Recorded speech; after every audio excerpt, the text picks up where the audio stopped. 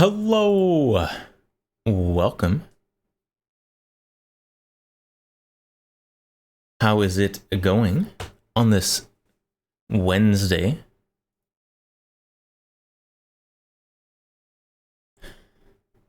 Let's start by saying hi to everyone. It sounds good. Not the BAFTA first. Hello, welcome. The BNT GL06. I don't remember if is that the Underbarrel or the standalone grenade launcher? Probably both, honestly. And Majestic Potato, welcome. Megalum, hello.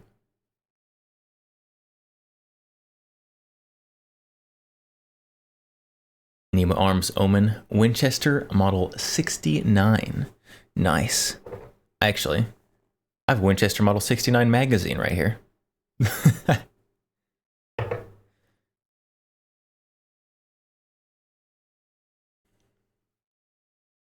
I need some sort of animation on the start. I do. I have not yet gotten the starting soon screen animated yet. That is the plan. The plan is to have it animated, but it hasn't happened yet. So currently it's a little still.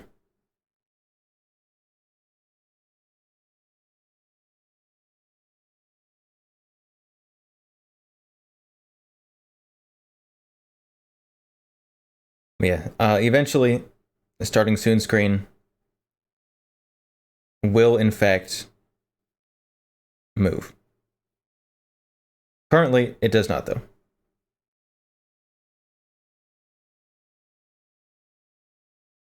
So you just have to trust that the stream is running. There's music. There's music for starting soon. So if you don't hear music, then it's not working.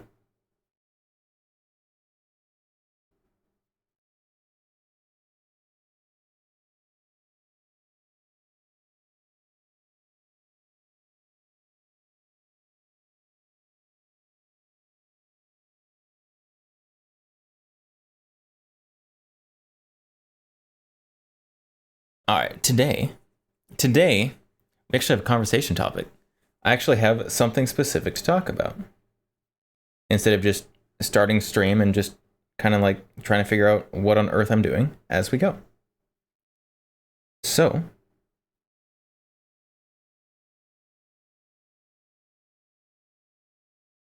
when am I getting rid of the imposter grip on the VHS? The imposter grip? You don't like the AR grip on it? I don't know, whenever I get around to it.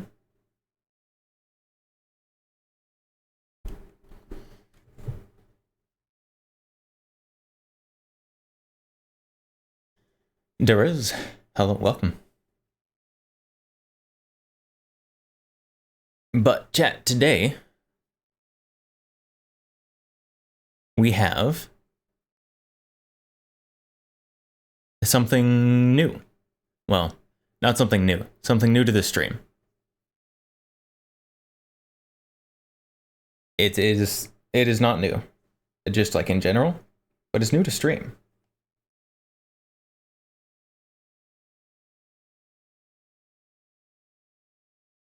So, I don't know. I'm trying to figure out how to make you guess it. There's definitely a big clue in the stream title. It's a figure. It is not a figure.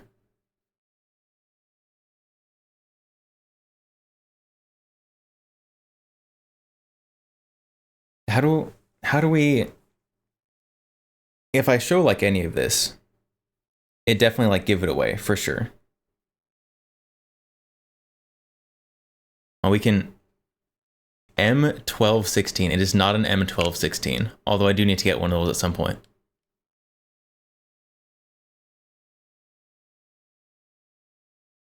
I'm giving Countess an Ahegao. I am not. I am not doing that. It's a spinny thing. Yeah, so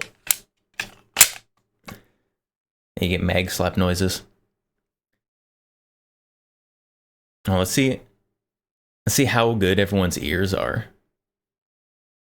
See if you guys can distinguish an action type purely by sound.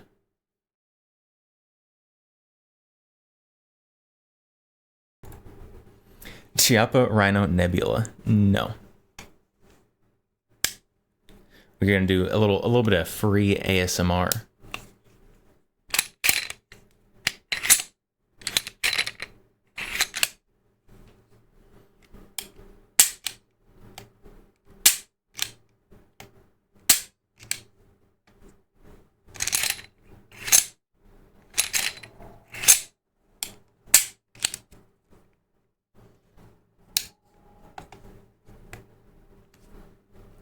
It does have a metal mag. This is true.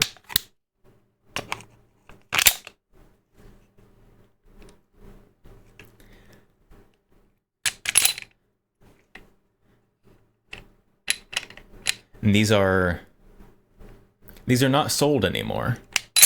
That's a good clue right there. These aren't sold anymore. If someone can guess this, I'm gonna be completely honest.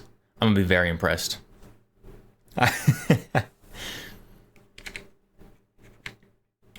Dardic Luger. It is neither of those. So hold on, let's see. I'm gonna start giving out clues. So let's see. This is an imported. Someone did already guess pistol. The big clue in the title is the rOtate. This is a rotating barrel pistol, of which the only one that you have seen on stream is the Boberg.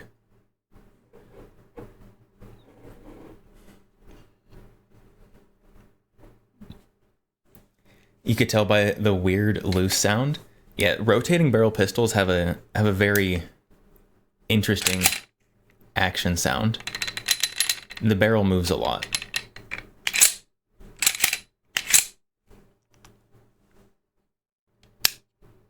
Beretta PX4. The PX4 does have a rotating barrel, but that's not what this is. This has a much lower bore axis than the PX4.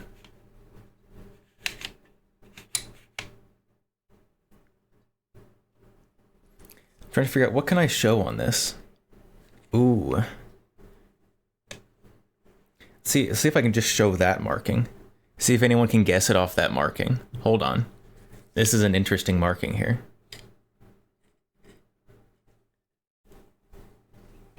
All right, almost showed too much. Look up here.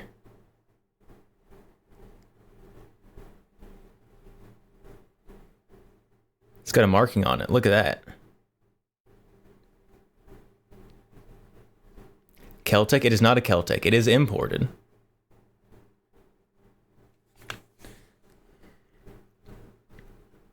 If anyone knows that symbol, is it a Grand Power K100?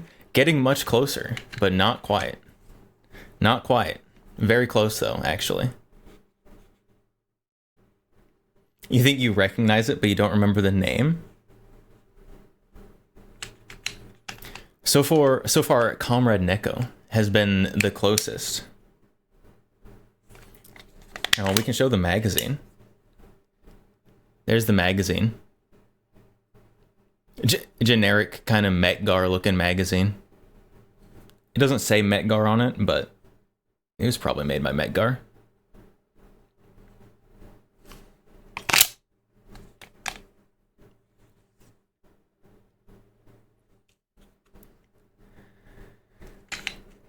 And so this gun was made for the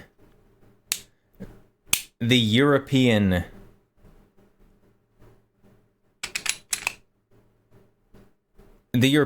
competition kind of market.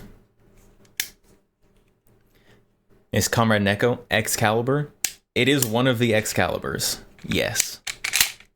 It is one of the Excaliburs, of which there are a few. I'm not going to make you guess which one.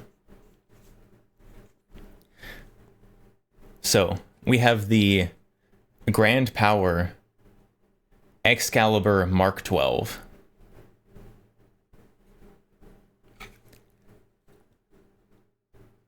There it is. There it is. Symbol is Hungarian. It is Slovenian.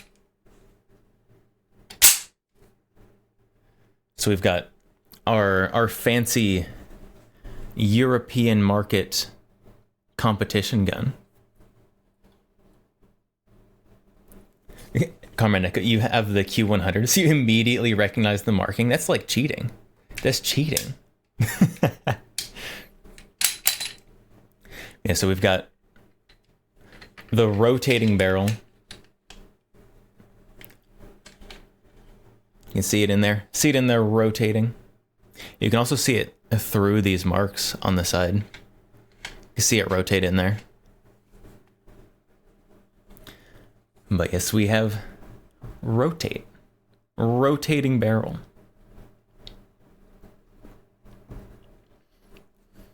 And so now we can put this next to the other rotating barrel gun, the Boberg. We have the very small, made for concealability rotating barrel, and the much larger, made for competition rotating barrel. When PX4, oh hold on, we're still on ASMR mode. Enough of that. When PX4, I don't know. PX4s, they're interesting, but like they're kind of a boring interesting.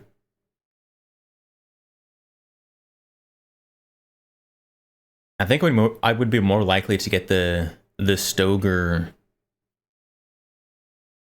Is it the Stoeger Cougar? That's the take two this time. The rotating barrel. Yeah, the Stoeger Cougar 8000 is the Stoeger rotating barrel pistol. I have almost bought one of those a few times.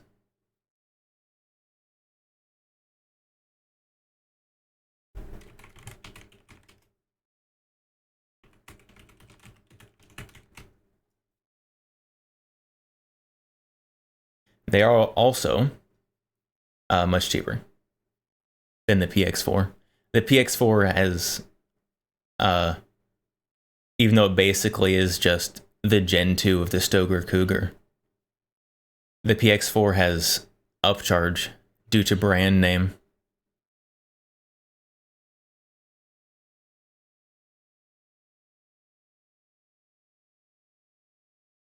Also, both of them have the horrible... They have the horrible Beretta slide safety, which is gross.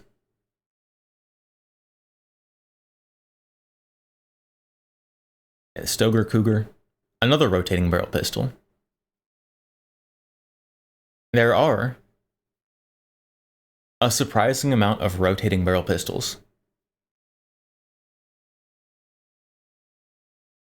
And I think we need more, because rotating barrel pistols are very nice.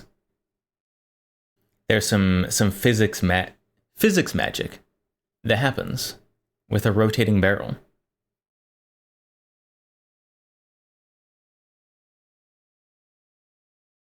Also, $200. 3 days left though.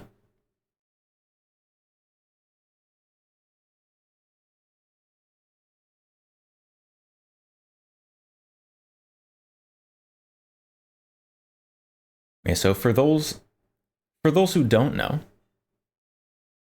and maybe for those who do, rotating barrel pistols, the barrel rotates. You can see it wiggling around in there.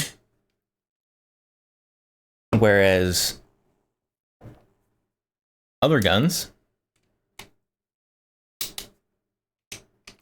the barrel, oh, what am I doing? Zoom in. The barrel drops just a little bit. So you see the barrel ever so slightly drops down, and that is what is locking it. So this here is high power, but basically it's going to have little locking lugs inside the slide that lock it to the slide, and as the slide starts moving back, the barrel moves with it just a little bit and then drops down so the slide can keep moving without it. But a rotating barrel design immediately starts rotating the barrel. So you don't have any travel time of the barrel with the slide. You immediately go into rotation. Megalum, you prefer your pistols with no locking lugs? Direct blowback only. Am I collecting rotating barrels? Or just the ones that jump out to me? Just the ones that jump out to me. So this one, very unique looking, for sure. Also, in terms of rotating barrels, it has a lower bore axis than most, because for some reason rotating barrels just tend to have a higher bore axis. This one has a much more standard bore axis.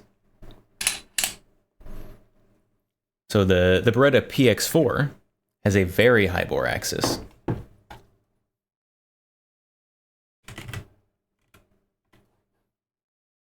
Oh, I need a picture of one.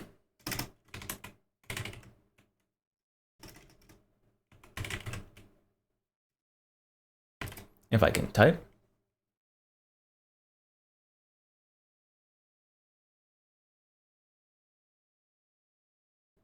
Let's find a good picture. That looks like a good picture. So the Beretta PX4, the bore axis is very high. You can see you've got your little dovetail there, much lower than the barrel. This one, you've got your dovetail here, much closer to the barrel than the PX4. And for those who have shot a PX4, the PX4 has very nice recoil because of the physics magic of the rotating barrel.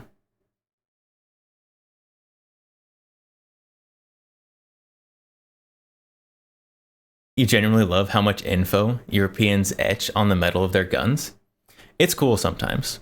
So this side, obviously you got import marking right here, barrel markings. You've got some proofs right there. This thing has a serial number on it like 6 times. So a lot of the times I'll try to like put a piece of electrical tape or something over serial numbers.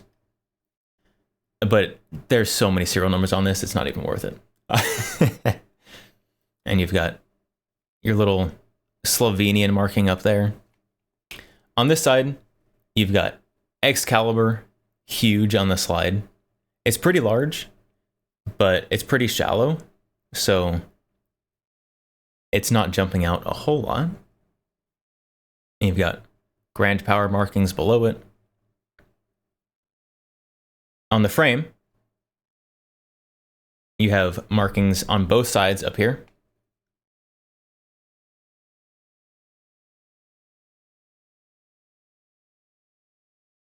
They are very small. So this one is the Keep Out of Reach of Children's logo. And it says Mark 12.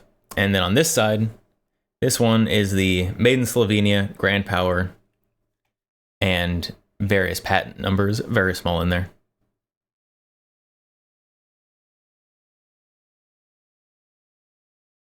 Scratch them off so it will be less cringe. I'm not going to scratch off all the markings on this gun. That is not what's going to happen. Let's see, any other markings? Obviously, you got a standard serial number on the bottom. you do have safety markings. They're very small on the back of the safety.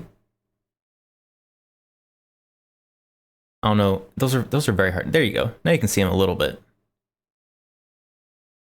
Little itty bitty tiny markings on the back of the safety.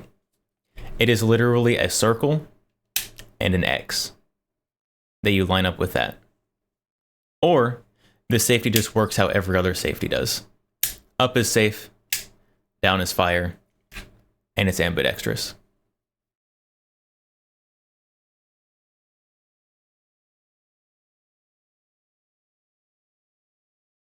Scratch 5 of the 6 serial numbers off. There's, how many are there? 1, 2. There's only 4. There's only 4 serial numbers on this. And then magazine. This is a 17 rounds. So we got 17 rounds of 9mm right here.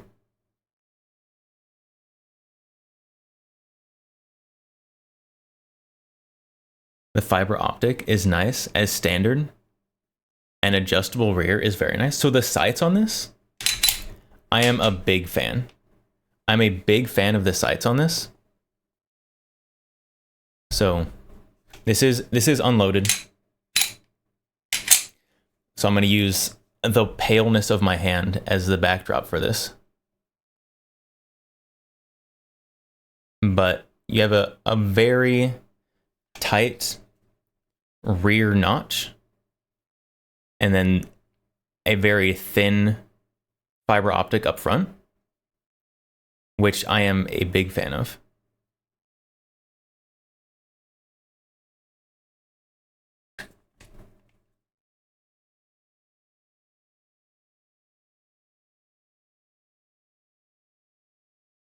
So very, very cool, very interesting pistol.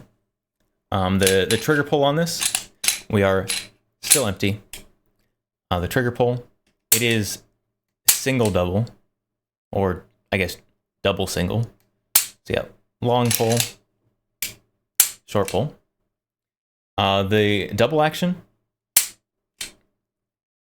is not bad. Very standard, not awful double action.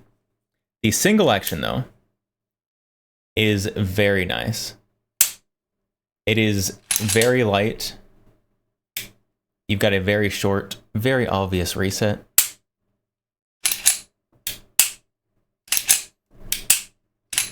Very nice.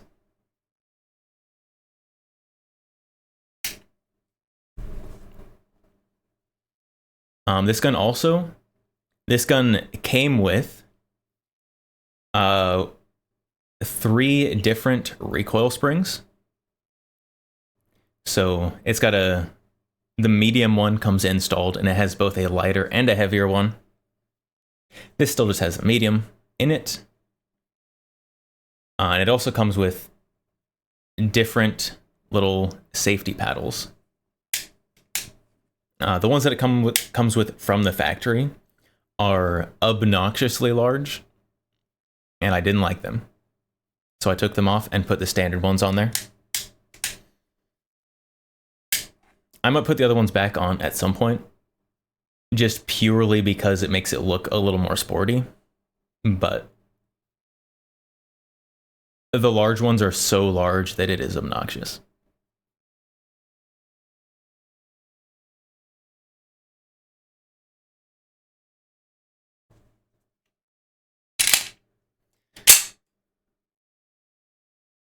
Your thoughts as well? Wait, depends on the state you're in. Should be legal for any not on the frame federally.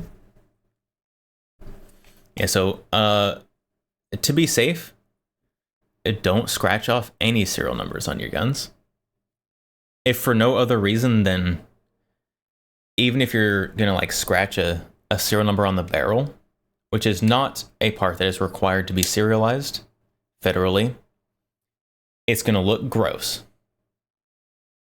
So don't do it.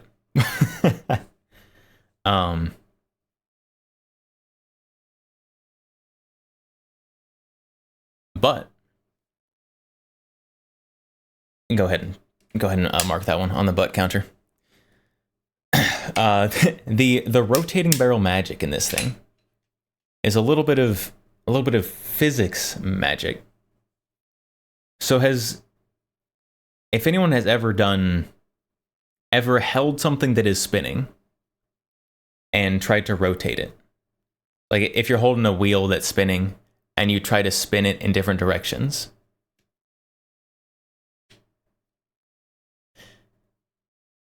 just the motion of having something spinning provides resistance to movement of the object in other directions from the spin.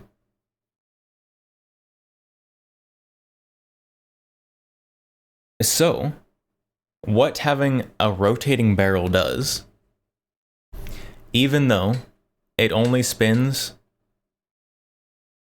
I don't know, how far does that spin?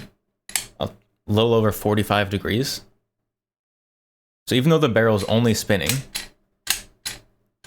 a little over 45 degrees, that spin is happening right as you get the initial, right when the gun starts to kind of kick a little bit, starts to kind of raise. Because whenever you shoot a gun, you get the natural recoil pushing back along this line that'll rotate the gun up. And so what that short amount of spin does, right when your gun is starting to, well, starting its recoil impulse and gyroscope, pretty much, you basically have a split-second gyroscope that's going to slightly dampen the recoil. And it's just a tiny bit. It is a tiny bit. But if you take a rotating barrel gun and shoot it next to something as comparable as you can get, so like same height over bore, same weight, but not a rotating barrel, the rotating barrel, you can in fact feel a difference in the recoil impulse, which is crazy. And that is a big reason why guns like the PX4, despite having a very high bore axis, have very nice recoil compared to things that have a lower bore axis. And so what this does is it has the rotating barrel action and also a lower bore axis. Not like a super low bore axis, but lower than the PX4, the Stoeger Cougar, a lot of other rotating barrel guns. Which is why competition gun for the European market.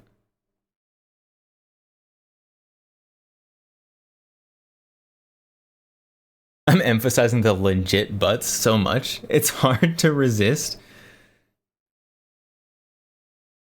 But it's such a good word. It's such a good, I don't know what kind of word butt is. Some kind of connector word. I don't know my grammar's vocabularies, chat. So this gun, very nice gun. I have one complaint about this gun. That is the disassembly and reassembly are awful, particularly the reassembly. So, because it's horrible, and what is stream for if not to watch the streamer suffer, I'll take it apart for you guys. So the disassembly on this, we are still clear. The disassembly on this is fairly simple. Reassembly is a pain, especially if you didn't read the manual. Reassembly is kind of a pain anyways. Yeah, the first time I took this apart and tried to put it back together, it was without reading the manual. because reading manuals is for cowards and quitters.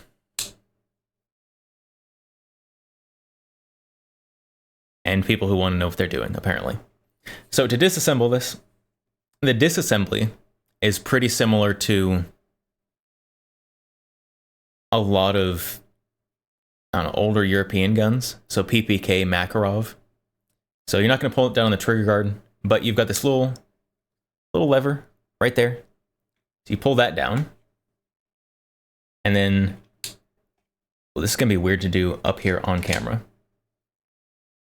We'll do this on camera with only 2 hands. So you pull lever down. You take your slide, pull all the way back. This will be easier without the magazine, I have realized. Take magazine out first. And pull this down. And pull that back. And then kind of lift it up and it'll come off. And so there you have the 2 halves of gun apart. As you can see, when it is apart, things just kind of start falling out. Which is not great. You do have your guide rod right here, which just kind of wiggles. It doesn't come out though. It is in fact attached to this same pin that goes through for your slide release.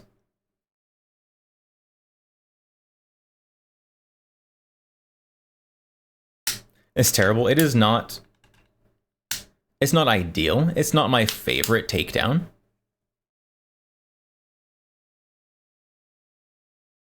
It is in fact not very good. It's pretty bad. But while we have this apart, the inside of this thing is basically a fire control unit. So the serial number, it is on a plaque on the frame, but you basically have a fire control unit just kind of sitting in there.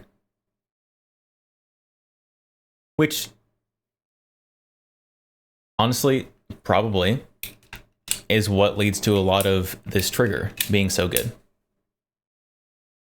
So you've got all of your functional bits contained inside a metal housing, contained inside the grip.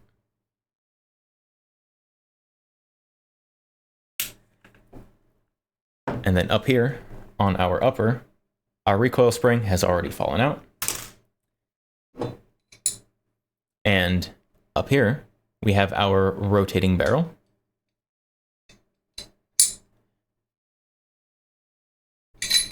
In the slide. Now, how the rotating barrel works in this. So on the barrel right here, you can see there is a little flat cutout. And that is going to be effectively your cam groove right there. And that is going to interface down here on the frame with this bar. So you've got your little groove there, and that is going to sit on that bar and go and rotate the barrel back and forth as the gun cycles.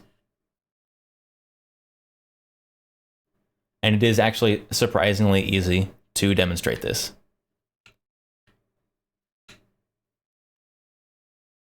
But that is how this little action works.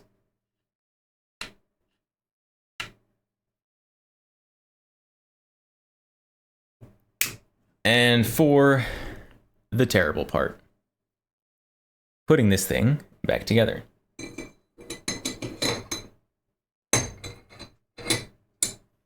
So most guns, how you put them back together is you seat the barrel at the back of the slide, and then you put it together like that.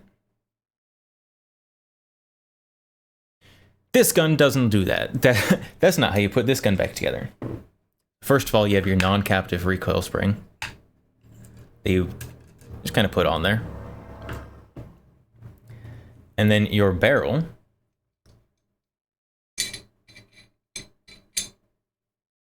you basically have to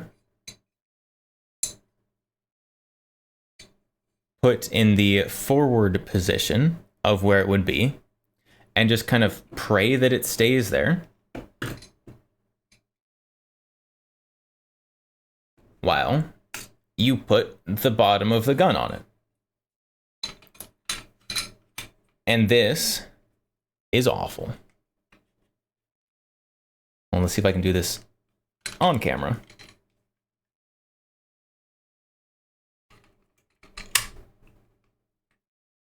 Oh, no. Come on. Come on, you're so close.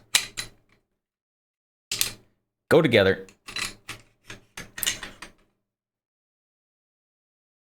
Oh, the barrel moved. Hold on. Hold on, we gotta keep the barrel in the right spot.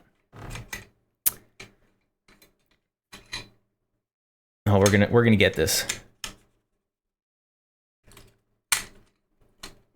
Come on. Come on, you're almost there. Where do you go? Like there-ish? Come on. Come on, go together. Okay, maybe I can't do it on camera. This is probably one of the worst guns to assemble that I own. There we go. And then once you're back there, it just goes right together. Just like that. Just easy. It basically just drops together. Heavy looking barrel. So the barrel itself is not too heavy. You've got some pretty deep flutes cut in the barrel. So the barrel is much lighter than it would be otherwise. I believe that those flutes are cut in the barrel specifically to lighten it. Because as far as I know, the non-Excalibur, the non-competition versions,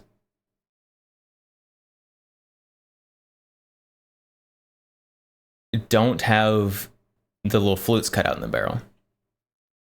They also don't have the super deep cuts in the slide, because both the slide and the barrel are shorter and therefore inherently lighter weight.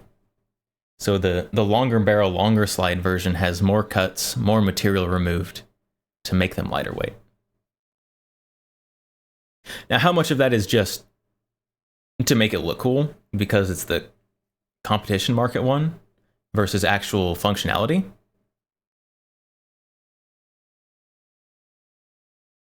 I don't know. The rotating barrel on the Savage 1907 requires similar juggling. It's easier to index to the frame, though. Indexing this to the frame is awful. Like finding just the right spot where it actually goes together. Not great. And you do have to, while you are pushing this backwards, not on the rails, so you're just kind of holding it and keeping a hold of the grip, you also have to pull down these little tabs.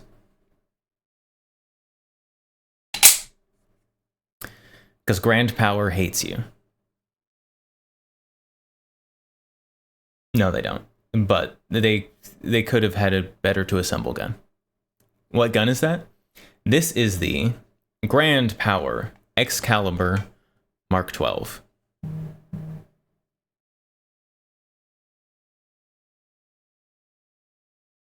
This is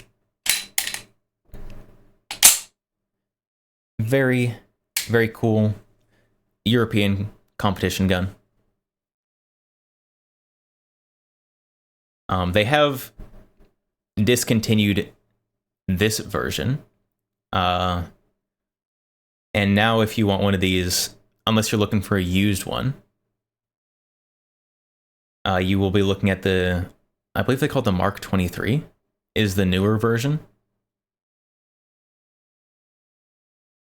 But it's just got a little more modernization on it. But effectively, it is the same base design. Mark 23 has optics cut. Yeah, optics cut. It has a couple other changes too that I don't remember off the top of my head. We could look it up, I guess. I am the streamer here, sitting in front of a computer.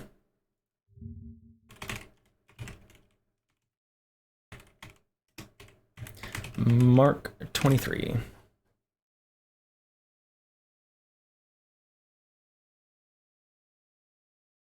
Oh yeah. Oh yeah, they changed the cutouts on it. So the Mark 23, this is the newer version of it. So different cutouts. Still rotating barrel system. They do have optics cut out. And then the barrel is in fact slightly shorter and stainless. So the barrel is flush on the end of the slide on the Mark 23, whereas the Mark 12 sticks out just a little bit. I don't know which one I like better. Honestly, they both kind of look neat.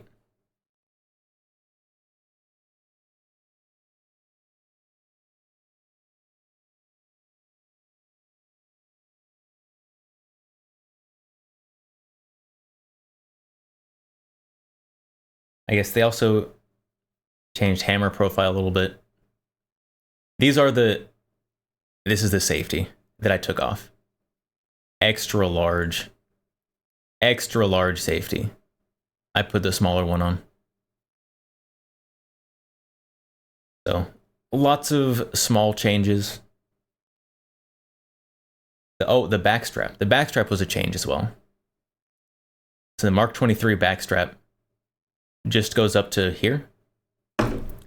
The backstrap on this one, zoom, goes all the way up here into the dovetail. Does that actually matter? Probably not for the 95% of people who don't change their backstraps.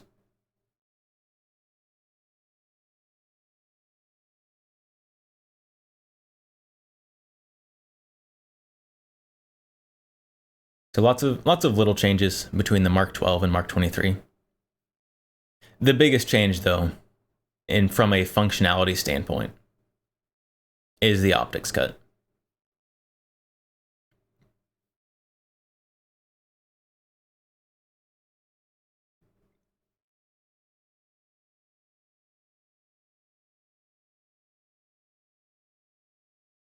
But they're not giving these pistols away either. Obviously, the Mark 12 definitely will be cheaper now since it is the older discontinued version.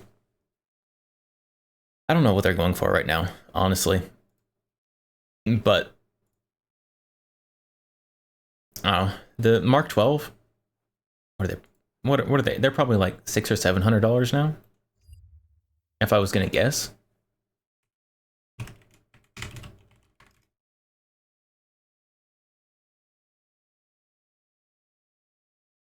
There's none in Gun Broker. Okay, well, apparently the Mark 12 is just not available.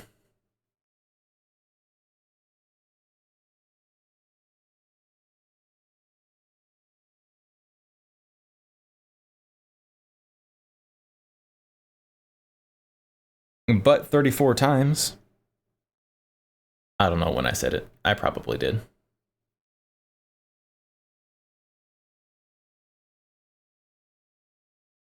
$950 for new Excalibur. $12.15 for Excalibur match. That sounds about right.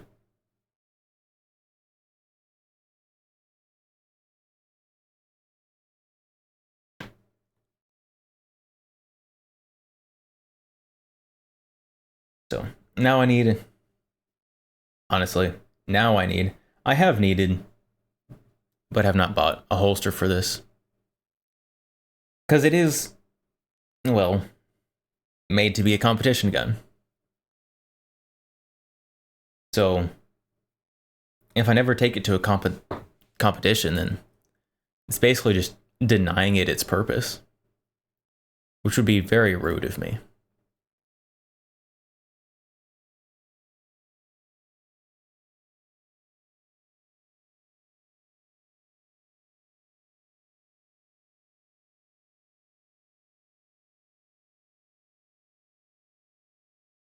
What's it based on?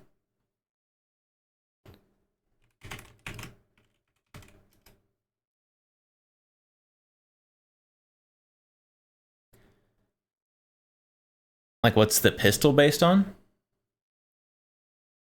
So I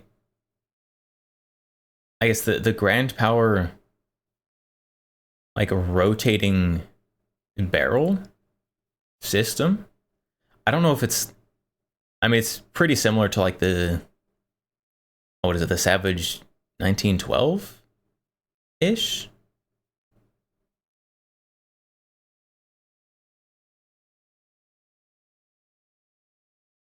But this, the Mark 12 here is basically going to be the competition version of the Grand Power Q1 Q100 1907. That's the number I was trying to think of.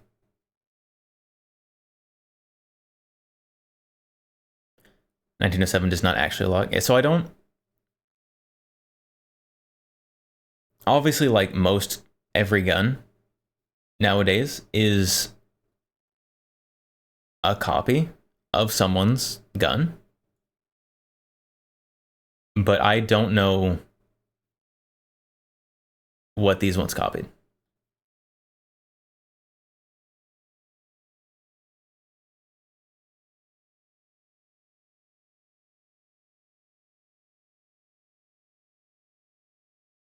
So there's a lot of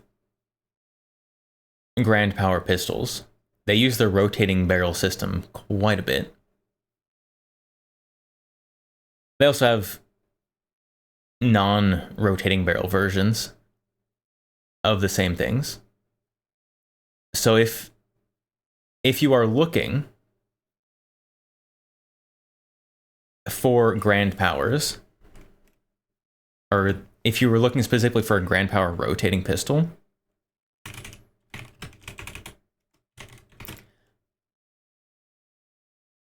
not all of them have rotating barrels.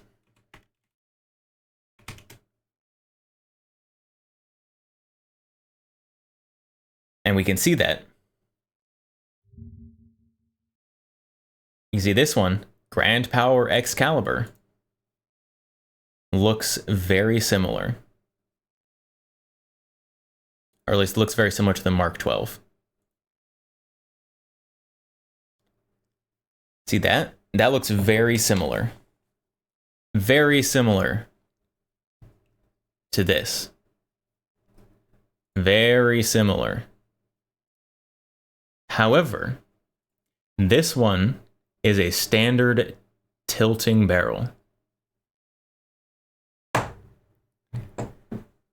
which means two things. First, it means that the price looks way better.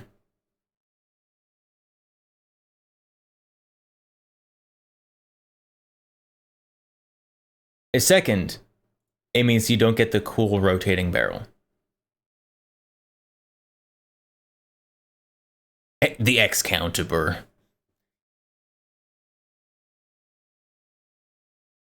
Savage was supposed to have the rotation of the bullet rotate the barrel in the opposite direction to resist opening. It did not actually work. And now that you say that, I do remember that. It is a cool idea, though.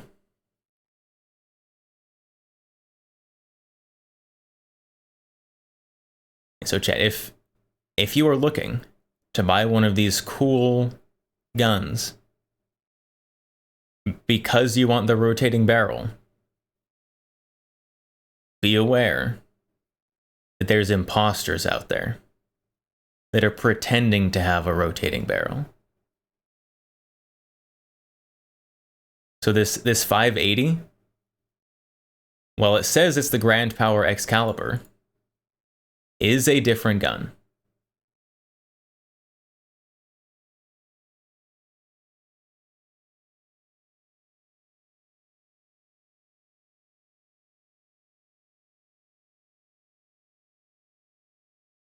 Import only. Yeah, these are import only. So these are made in Slovakia, Slovenia, Slovakia.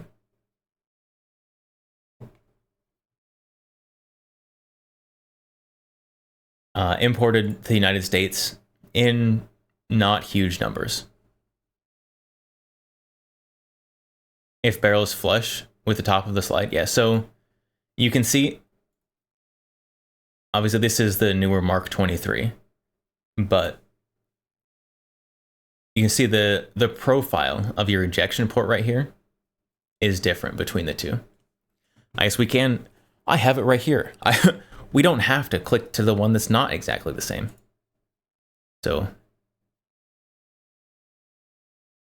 can see probably the most obvious thing right there.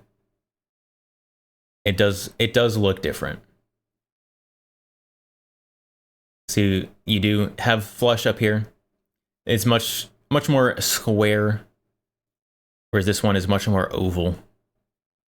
And if you can get your hands on it, obviously, you can watch it rotate. But they're very similar.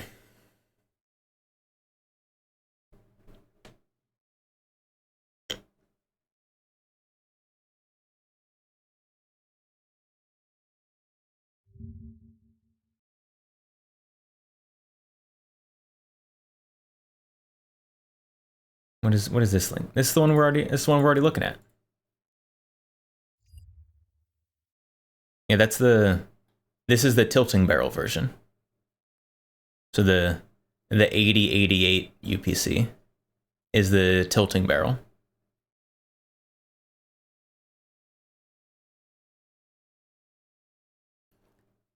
And that one is much cheaper.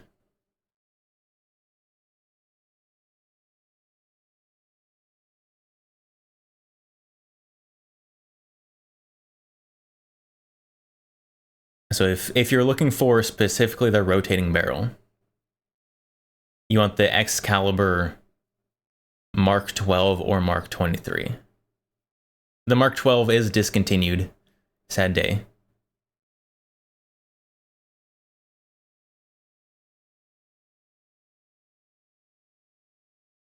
So if you're looking for a new one, you're either going to be looking for a new old stock Mark 12,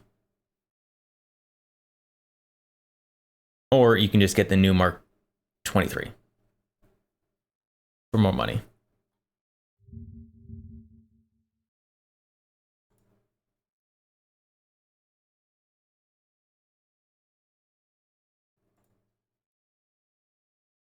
Although I kind of like the match. Look at that.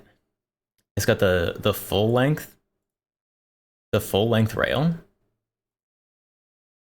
I like that. That's nice. Also the full length rail and the slide serrations match up. That looks good. It's good design.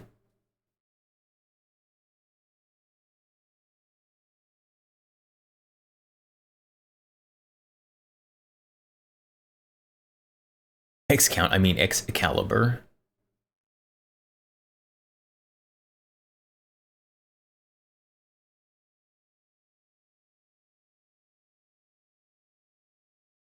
There you go. There's everything I can think of to talk about this gun. There's probably more. I do want to actually get a holster for this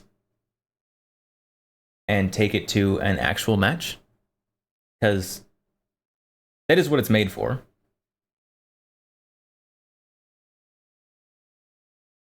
And I have yet to do that. Honestly, I have so many guns that I want to take to matches just for fun. This one's a little bit more serious. Some of the other ones I want to take to matches are a little more on the fun side. Like the VP70, the high power up there. What's the cheapest 9mm price per round I've seen / gotten? Like 10 cents a round. Years ago. Recently though,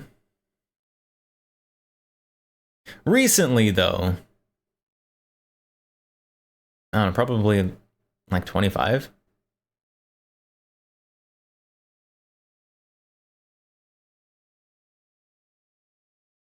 If you want to go like super dirt cheap, get some steel case, you can probably get a little cheaper.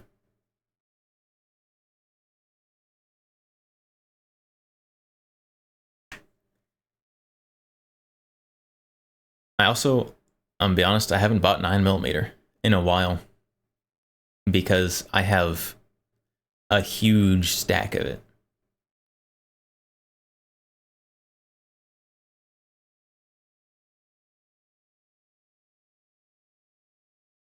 Steel case cheap? Yeah, that is the reputation that steel case has, is it being cheap.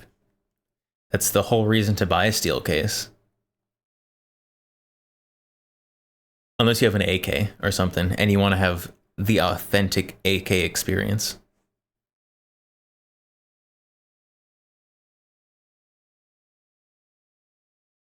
You thought I've seen / gotten cheaper quality price per round?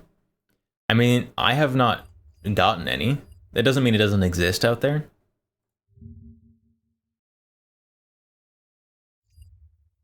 I just haven't bought 9 in a while. Haven't seen steel case 9mm in a while? Good. Stuff is garbage.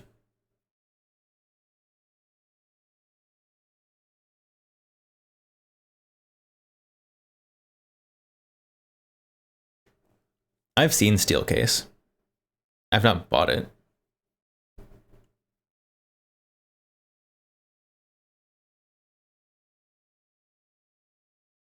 Case shipped for less than 25 per round lately.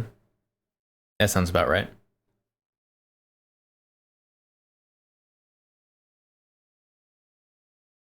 If you go like in person to buy ammo and you don't want to pay shipping, you might be able to find it for a little less if you go to the right places and are still buying in bulk.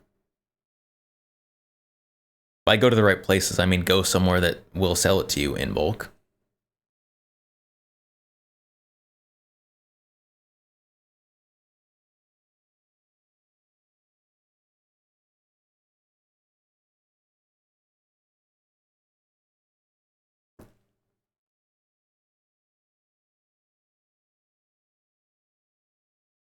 You miss 11-cent 9mm.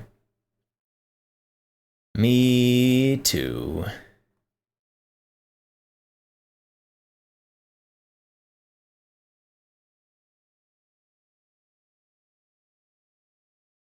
We need cheap ammo back.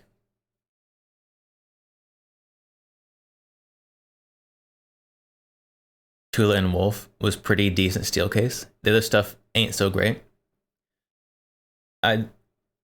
A big reason I don't like steel case is not really because of the performance of the ammo, but because steel is much more abrasive and likely to scratch things than brass.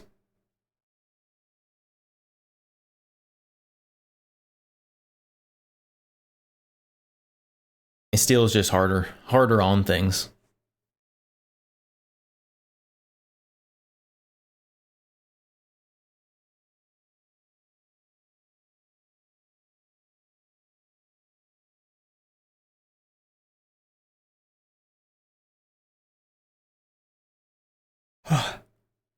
I forgot to get water before I started stream. I forgot to get water.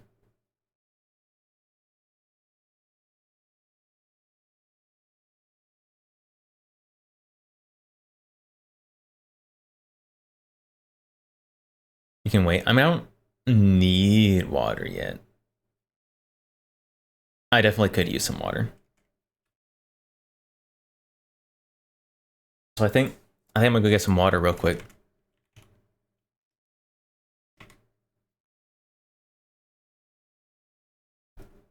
How do... Why is... There we go. There it is. All right, we're gonna run an ad. We're gonna run an ad while I'm getting water so that we don't get ads for a little bit afterwards. And I will be right back.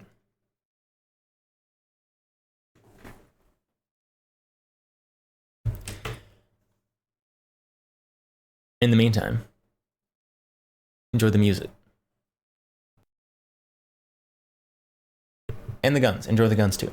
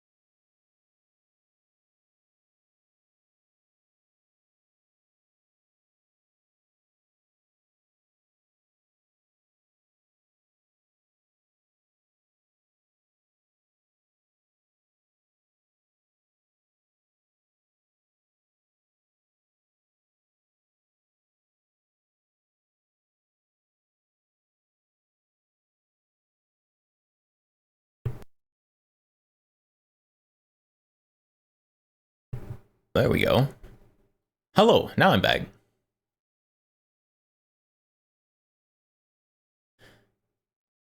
I assume ads are over. Ads should be over.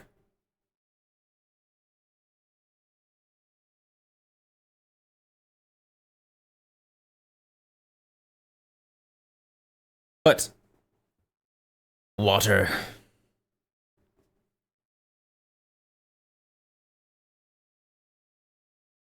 Goodness sakes. The butts are just coming out today. I feel like I've been doing okay recently. Not anymore.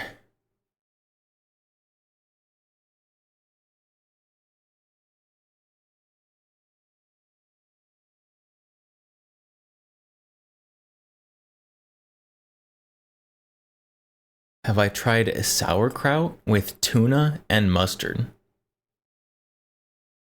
Like canned tuna or fresh tuna? With fresh tuna, that sounds like it could be pretty good. With canned tuna, that sounds very strong. That sounds very strong.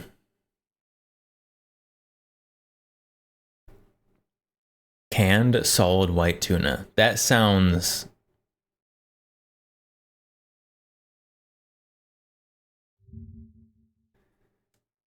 It's like something for sure.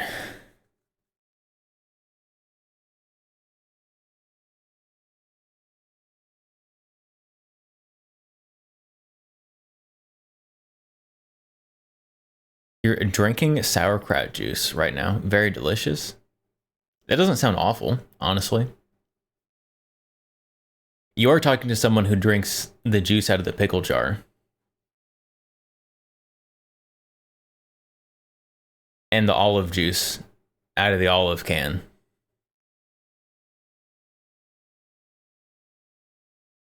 And so sauerkraut juice, I mean, it's just vegetable flavored vinegar. So, no, it doesn't sound bad. I don't think I could chug it, but as a nice like sipping drink, I can see it.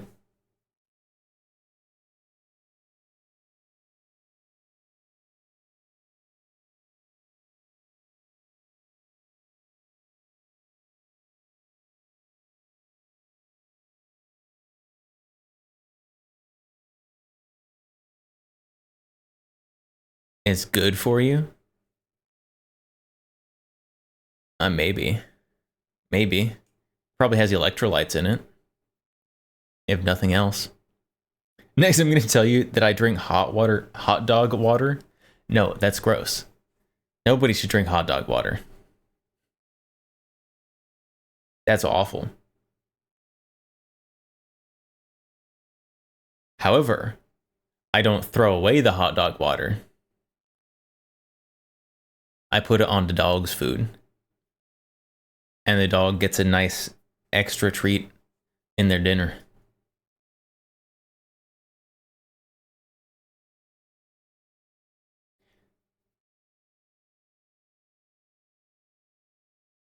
Don't drink meat juice though. That's ugh.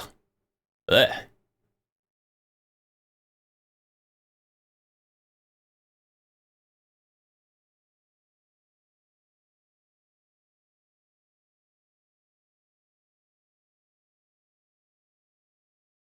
All right, though, chat. How long? Oh, it's been like an hour and a half, almost. Talked about rotating barrels for an hour and a half. That's pretty good.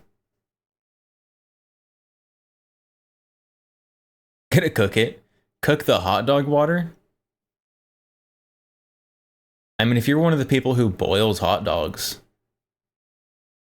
then like you may as well cook the hot dog in the hot dog water.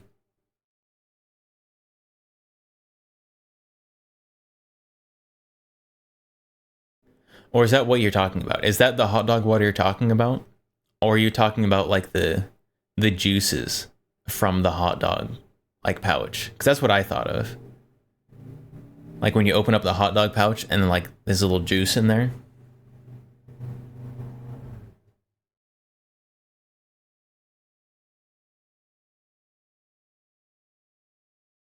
Did I see the post Krusty pinged me on? Maybe.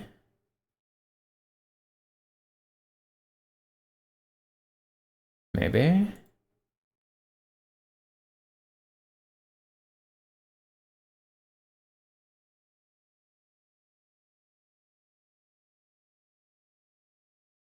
I think I saw it, but I don't remember where it was.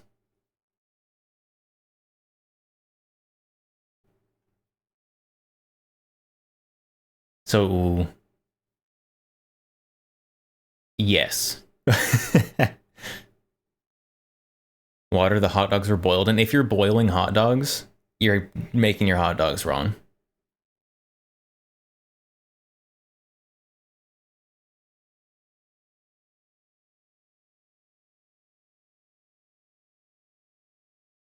You stay away from hot dogs personally. Only family get-togethers. I feel like usually when I have hot dogs, it's at like some kind of social function. Like maybe if I'm like by myself and I feel like super lazy, I might like throw a hot dog on the stove or something.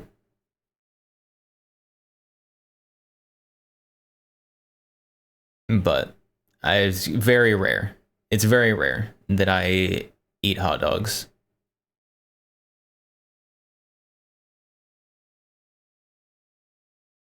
Whenever I buy hot dogs, it's just to have an easy convenience meal. Check DM for link to post. There it is. Yes. Yes, I saw that one. And yes, I definitely need one of those.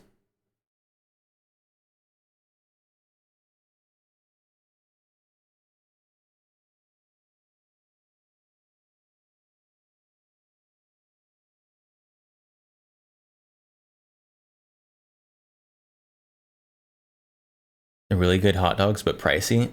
The best hot dogs are the Kirkland signature, like extra long hot dogs.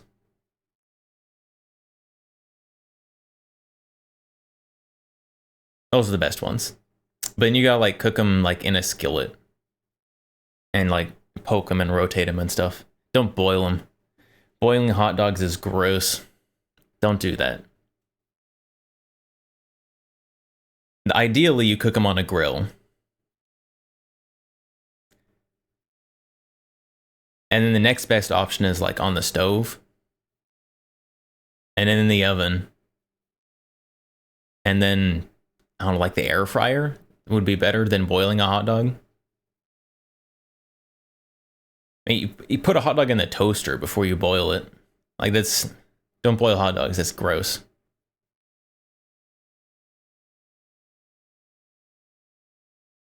Some people only drink socially. Other people only consume hot dogs socially. I'm a social hot dog eater.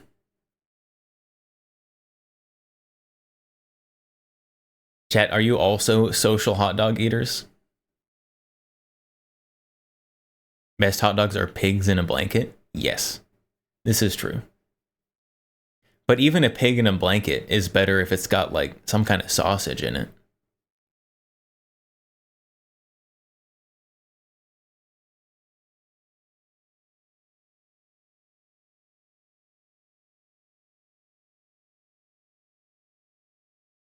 Tar and feather. You get tar and feather your hot dog. Well, tar is pretty hot. It probably would effectively heat your hot dog. The feathers might add a weird texture though. I don't know about that one.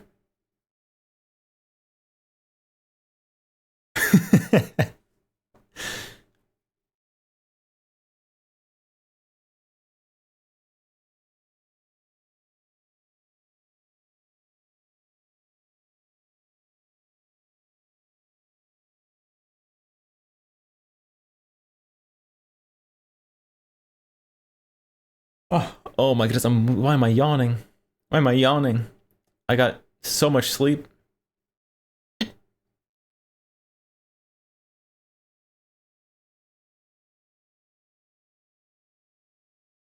Before asking, you would have said no.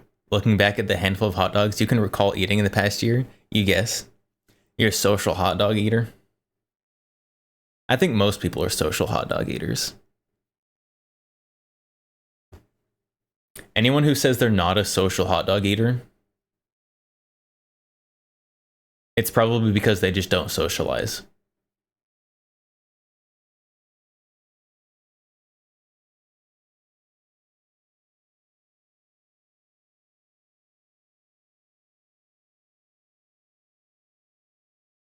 Carnival time? You're not gonna get me to eat a carnival hot dog. No, that's gross.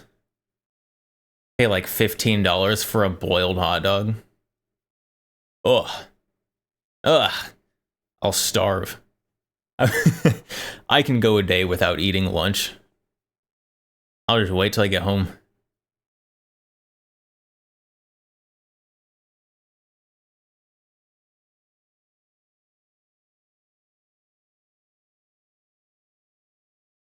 But a nice like casual cookout, like grilled hot dog, pretty good.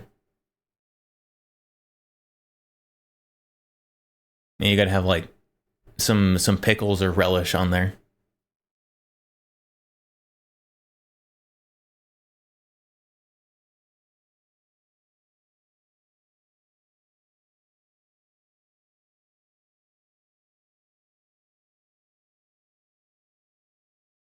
Sauerkraut's your favorite? Sauerkraut is okay. I prefer sauerkraut on sandwiches than on hot dogs.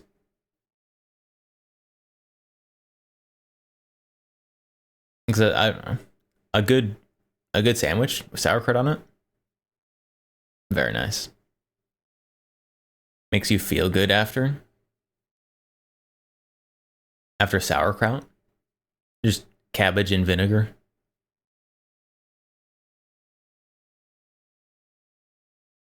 That's what you forgot at the store. Replacement gas line for the grill. Probably important. The food that I always... The food that I usually, I should say, the food that I usually feel good after eating is ginger, or like a pickled ginger. Pickled ginger is so good. I've got a jar of red pickled ginger in the fridge. It's very good. It's probably not quite as universal of a flavor as sauerkraut. You can't really just throw pickled ginger on anything, but it's very good. It's also, if you get the red pickled ginger, it's fun and bright red. Makes your food look good.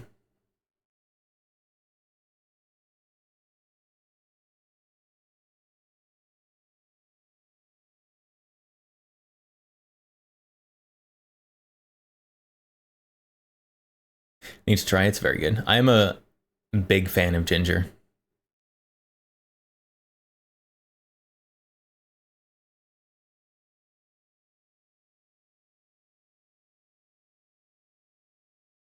Sounds spicy. It's not. It depends on what you think of as spicy. Are you one of those people who says that garlic is spicy? If you think garlic is spicy, then ginger is spicy.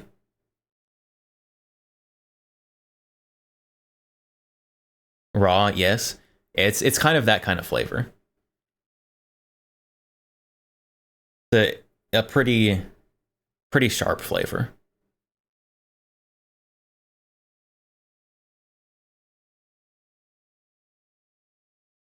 How is garlic spicy? Garlic, I mean, I can kind of understand it. I don't agree.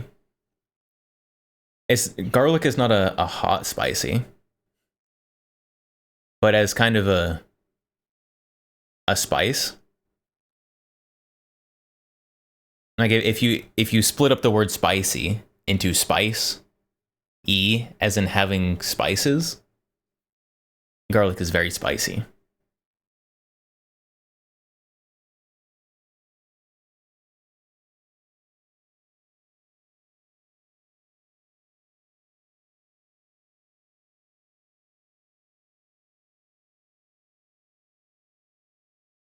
Ginger is also supposed to be some like ultra superfood. But I don't know about that. I don't know about that one. But it does. I don't know. It's good. It comes out of the ground, so it's got to be healthy, right? I think that's how that works.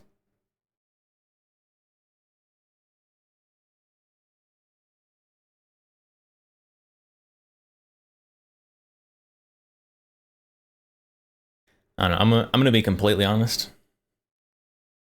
I feel like I eat relatively healthy, at least compared to the average American. But I don't do any of the like diet tracking or intentionally trying to be healthy. But if you eating like a good like home cooked meals and stuff, like they are generally going to be healthy.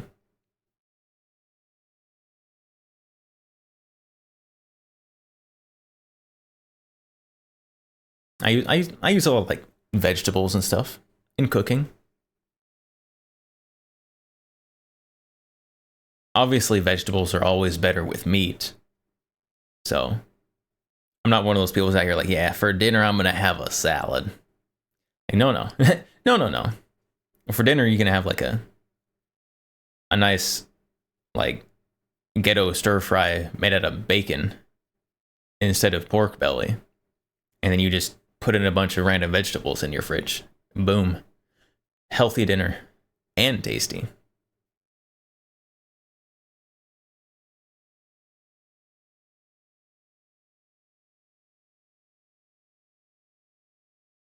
Lead and asbestos are healthy ground stuffs. It's true. It's true.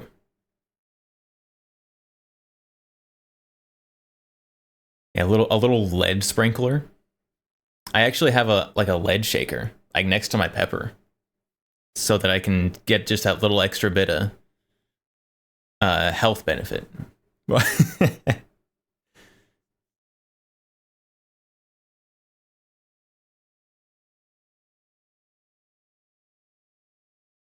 The mustard I consume is very healthy by itself. I think mustard is healthy. I don't know why I think mustard is healthy. Mustard just seems like one of those things that should be healthy.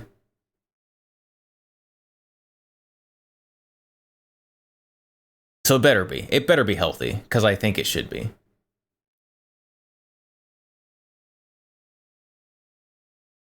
What's heavier, lead or tungsten? Tungsten. Tungsten by quite a bit.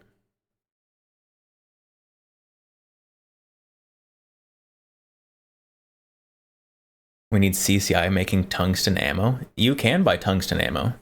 It's so expensive.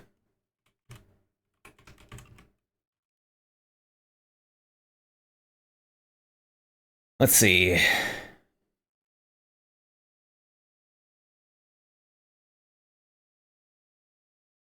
Let's find some of the tungsten. There you go. Remington tungsten shot.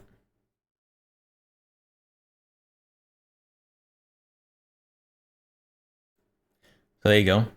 Remington, 12 gauge, tungsten. You get 5 shots for $42. And it's on sale right now.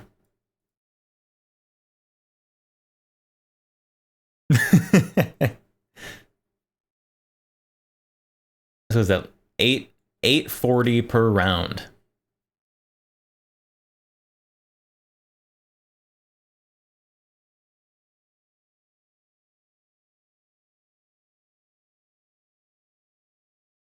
That's a lot of money. That is very expensive.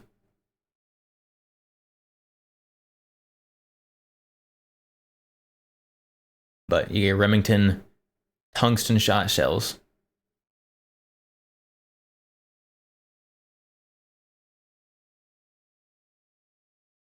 5.56. I have only seen tungsten shot. I don't.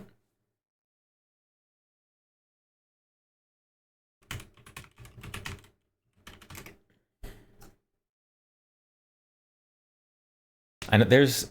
I know you can get. I don't know if you can get. I know that there exists armor piercing tungsten core ammo. That might be one of those things that's a little silly for civilians to get for some reason.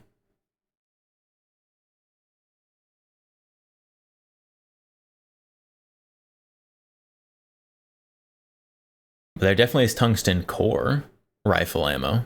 I don't think there's full tungsten.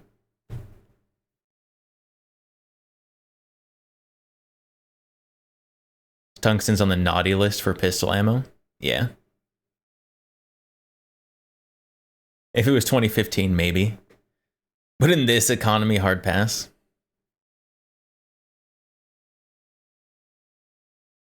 What's the most expensive ammo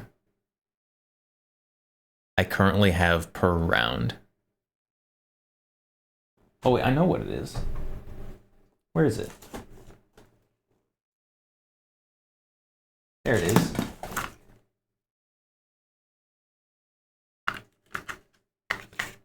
This right here is the most expensive ammo I have on a per round basis.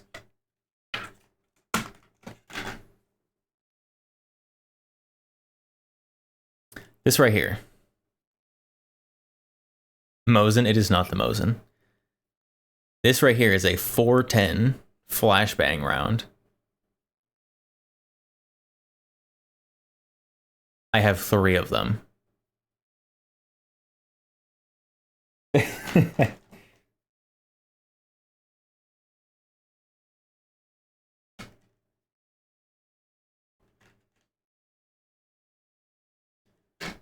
So, here you go.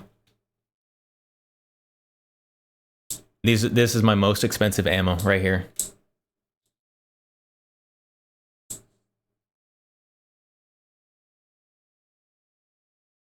A 410 flashbang ammo.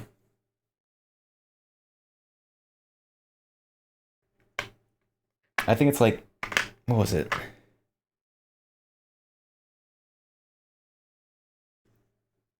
I think when I got it was like $18 for the 3 rounds. So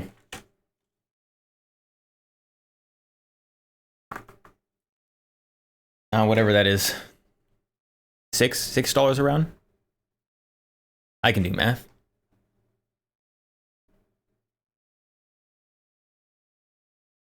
Arms Unlimited had 1,000 rounds of 223, 62 grain tungsten carbide for $4.99, but it's restricted law enforcement only. Yeah. I think I should just like start my own law enforcement agency. I'm sure that's easy. I'm just gonna start my own law enforcement agency. That way I can get ammo at better prices and at better ammos. I can get cool ammos. I can also get the stupid law enforcement restricted stuff, like the P90 sling.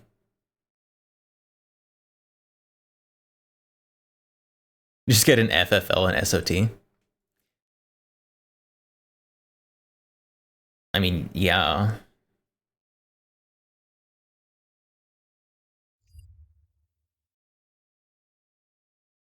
But that's a lot of work.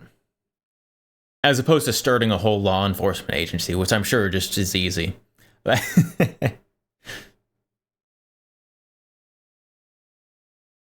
Can get auto at that point. You can get pretty close to auto. And now, as a civilian, there's some, particularly for rifles, I should say, there's some pretty nice force reset triggers out there.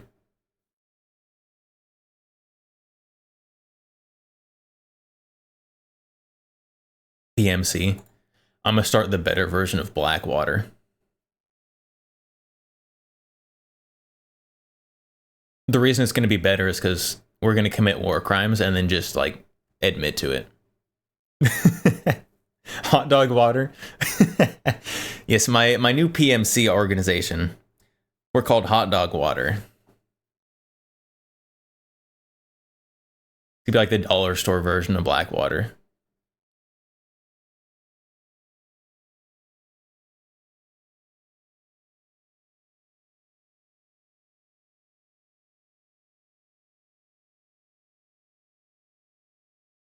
I think it's a fantastic business venture. Who wants to be a mercenary under my new PMC hot dog water.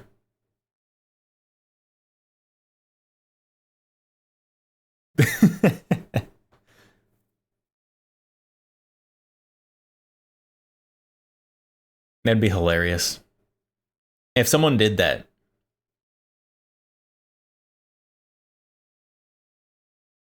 The important part would be being good at your job so that people can be afraid when someone starts talking about hot dog water.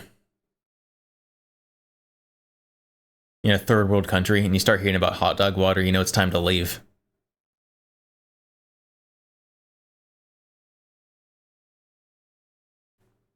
It's like one of those super suspenseful, like action movies. There's a bunch of shady characters sitting at some like black market in a third world country, and they overhear someone say hot dog water, and then it gets all serious. That'd be great. That'd be wonderful. He'll do it. Maybe we can get some of the Eric Prince money. I mean, I don't think there's been a VTuber run private military corporation. This is an untapped market.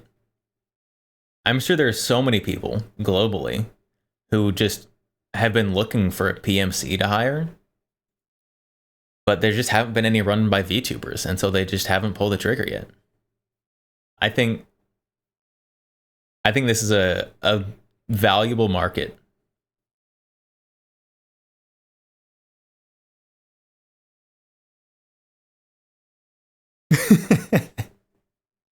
Sounds like an unironic sequel to War Dogs.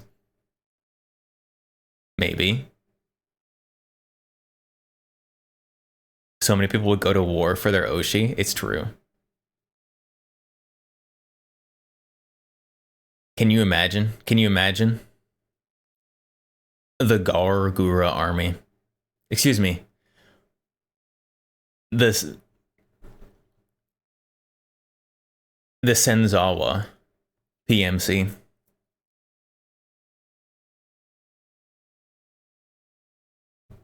That's probably, you know what?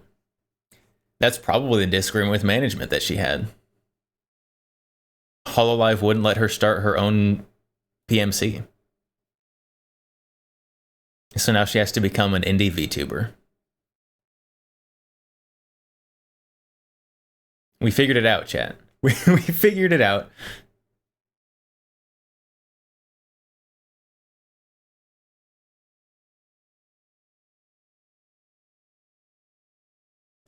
Wow. GP100. You have a GP100.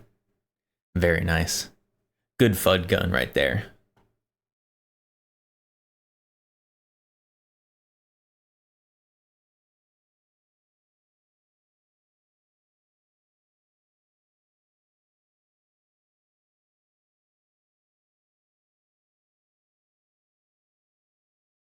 GP100 to go with your lever and 357? I mean, of course. You gotta have the set.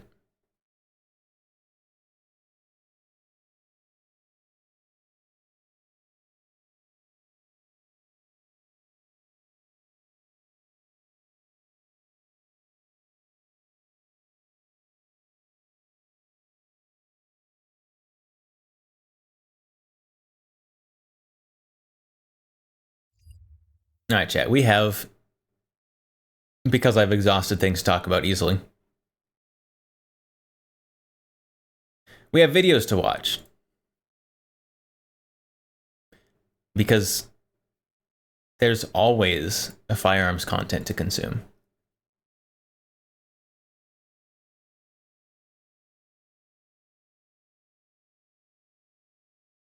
So that's what we're going to do. So I have, in fact, gotten clickbaited. I have been clickbaited by this title.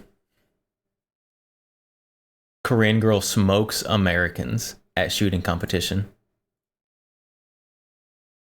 Here you go, chat. I'm gonna be a good streamer and share the link. It's time. Has been a while since I shot a gun. Bet who's gonna be a better shooter, me or Aspen? S-Fan? I haven't heard of S-Fan in forever. I guess he's still around. Hey yo! So do you know how to load on it? Yeah. Ooh. A nice lever action. So much freedom.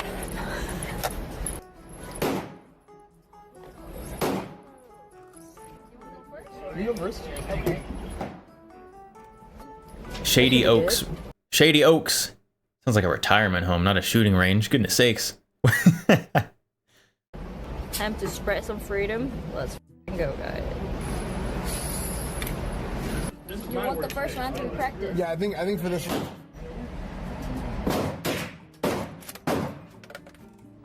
$44. Was it 44? Might have been 44. I wasn't paying attention to what kind of ammo it was.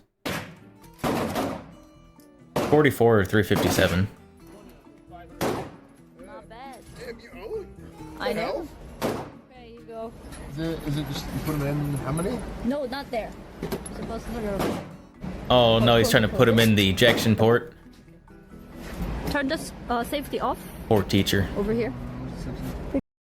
Although to be fair, I also wouldn't expect people to try to put it in there. This? Yes. I'm teaching American how to shoot a gun, guys. Yeah, we've got a Korean teaching an American how to shoot guns. We gotta do better. We gotta step up our game, fellow Americans.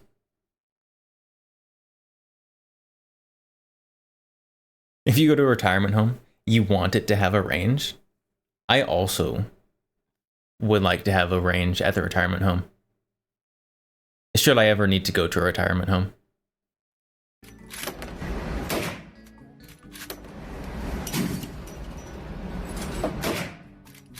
Good. Look.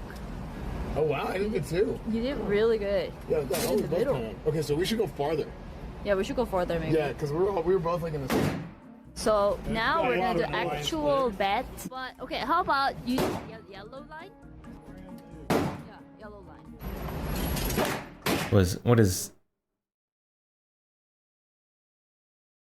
like 15?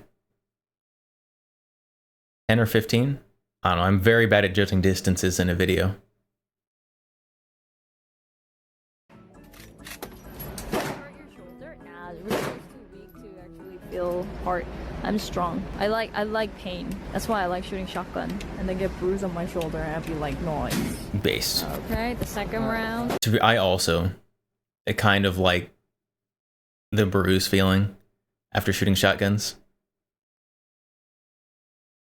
Like the day after you shoot a whole lot of shotgun and your shoulder's kind of sore. I do kind of like that feeling. That might be a little weird.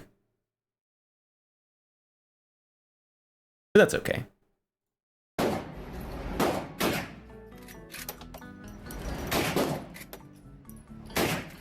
Ooh. All right. Wow. Well, see, I did. Yeah. Look at that. Yeah, I had 12 10s. I think That's pretty good. That's pretty good. All A zone. So Nice. 3 9s. So what does that make my score? 1. There you go. Today you learned that vampires bruise. Everything bruises. Except skeletons. Because they don't actually have any flesh. It's really hard to bruise a skeleton.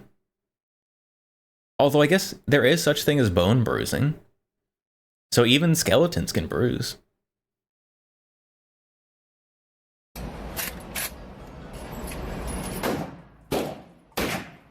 What is this guy on the right shooting?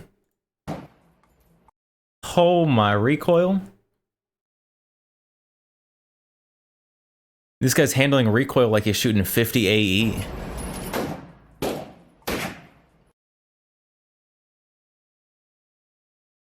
What is this guy doing? Holy, this guy needs some instruction on his grip.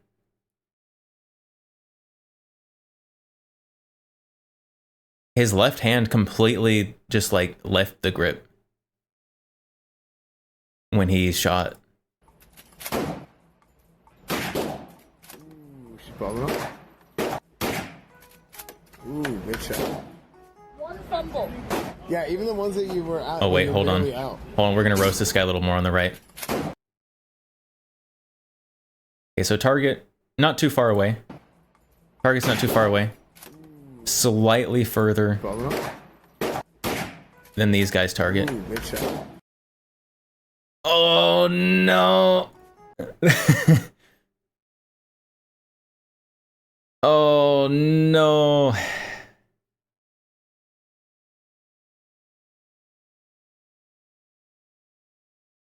That's not ideal. This is not ideal shot placement.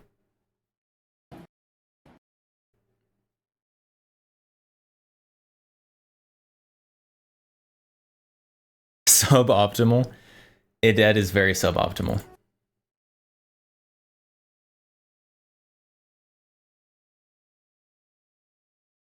Where was he aiming?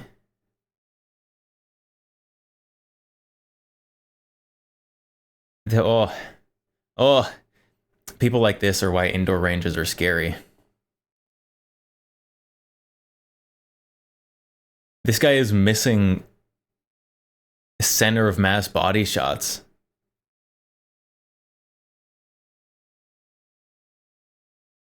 At least they were all downrange. It's true. All the shots were at least downrange. This guy probably would be very offended if you tried to offer him any help on fixing his accuracy as well. One fumble. Average gun owner, unfortunately. I like to think that is below average.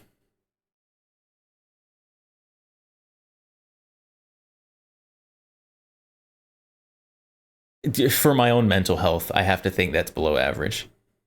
Yeah, even the ones that you were out, well, you're barely out. I got 1-9. This one. And this one. No, this is in the red. Hi, who has a higher score? Who has a higher score? This one. This one has a higher score. Also, wait, no, this one has more shots in it. Wait, 1, 2, 3, 4, 5, 6, 7, 8, 9, 10, 11, 12, 13. 1, 2, 3, 4, 5, 6, 7, 8, 9, 10, 11, 12, 13, 14, 15, 16. This one's a higher score. But this one's better on average.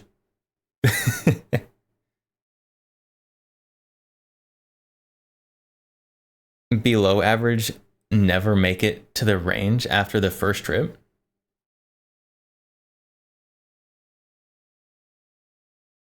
But one of these targets here was just shot by someone who had to be taught how to load the gun.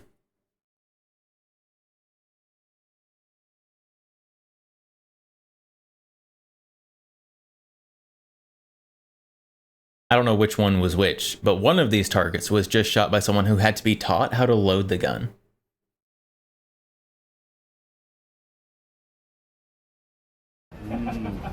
No, I'm gonna say the one on the left.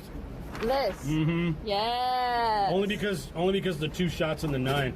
So is this 2 9s or 3 Generally, 9s? when you're scoring, if it breaks the line, it counts. So like these count as a bullseye. Oh, So if it breaks so the if you line, stretch it the line. counts. Yeah. So okay, so I got 148. He had 149. Damn. Rifle versus pistol, a little unfair to compare. Maybe a little bit.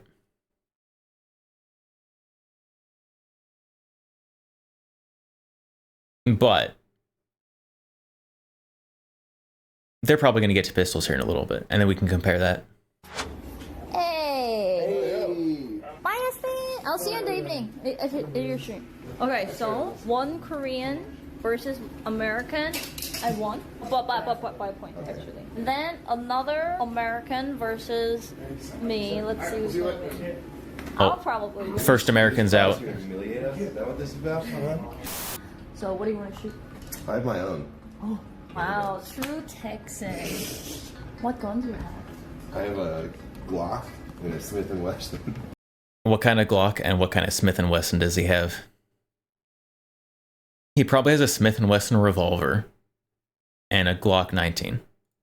Oh, when was the last So to time see how you they feel. shot a gun? Probably 3 years ago or something. It's been a minute. 3 years.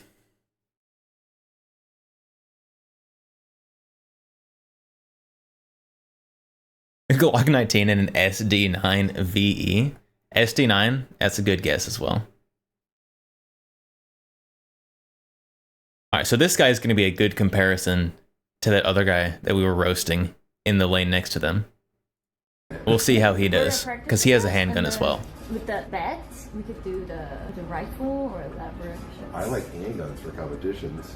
Handgun. Yeah. Like pistol. Yeah, it's like that's like the fundamentals. How about we do the revolver? No. Normal handgun, basics. I want like a baseline test on how good you are. 'Cause you talk mad shit, so I want to see what you can do. Standard handgun, 9mm. I've been to so many American shooting ranges. People who work in the place, they say like, dude, you could work at CIA. They literally said that. Just being nice. No, they're not being nice. Okay, let's be honest though.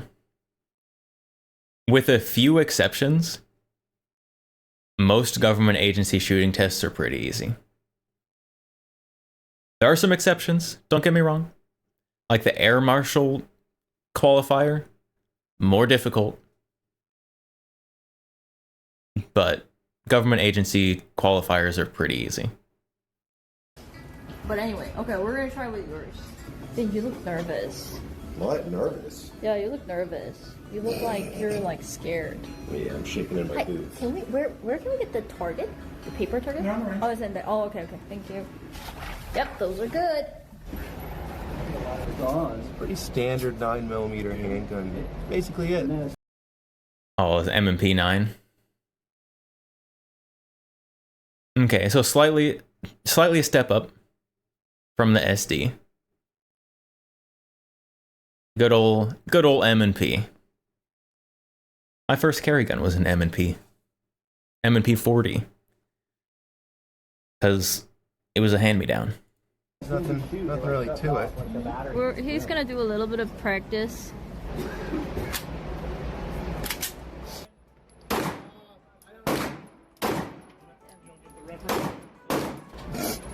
Yeah, it's pretty good. I mean, Pistol Oh, is hard, what range though. was that? Okay, so that's about the same distance as the guy who was shooting next to them before.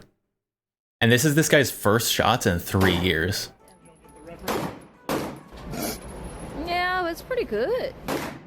And all but one of them are in the blue. I mean, Pistol is hard though. I think all of them landed here. I Yeah. don't think I full missed. Going to load? I can load. I don't know how to do anything. You're so serious. You can see the expression. Bro almost got murdered. We almost witnessed an You're assault. loading every round backwards. Huh? You loaded every round backwards, Jenny. Backwards. Hey, that's the Boberg load. She loaded it like a Boberg. A Boberg, you load them in backwards. To load. Yeah, I actually do like the. She could concept work of, for like, HK being marketing. insanely Oh, good I at shooting, forgot. but everything I around it, forgot you're about the HK like promo poster that had the rounds loaded backwards. That's a good one. Oh, is it time? Curious to see your shooting stance.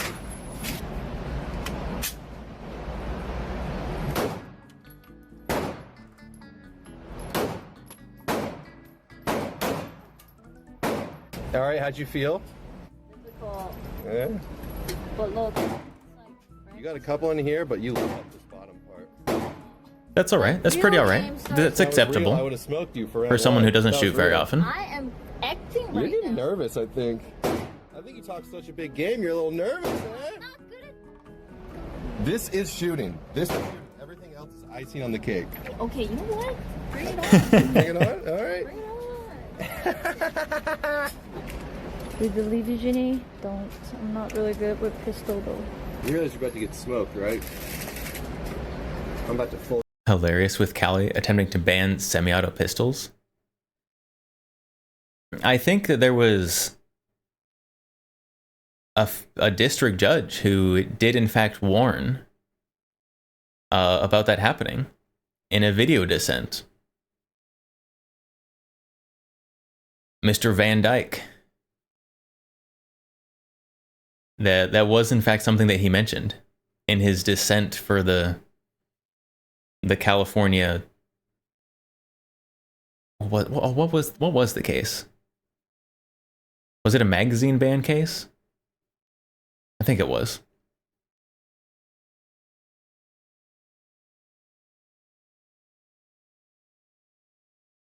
Pistol involves more skill.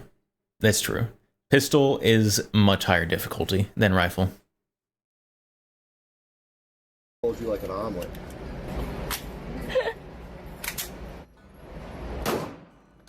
Damn, very stable, very good stance.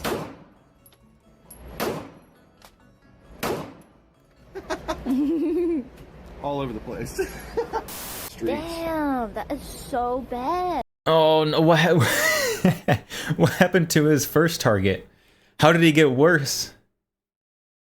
At least they're all on the silhouette. They're all on the silhouette. Still better than the guy who was shooting next to him before. Well, I shot fast. Did I ask you to shoot fast? You gotta shoot that fast. No. I'm gonna take my sweet ass time.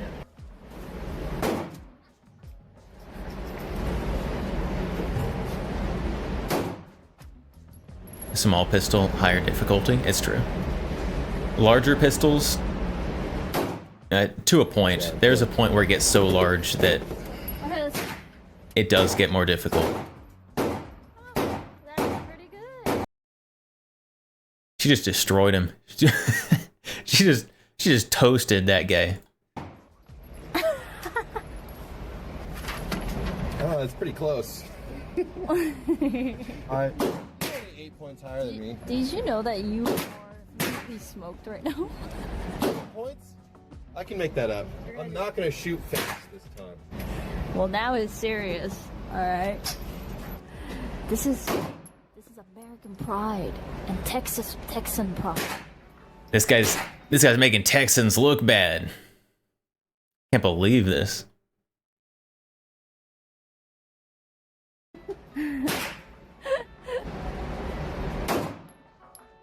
I had one good shot right here. Uh-huh. And when I first started shooting, I was shooting to the left. Oh. All right, let's give it a try again.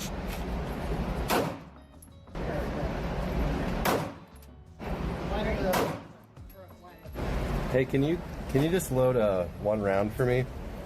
I think it's pretty close. She's I did pretty better decent, last time, honestly. But I think I hit a lot of bullseyes. Yeah, This you hit time like too. 4 bullseyes in a row. Yeah.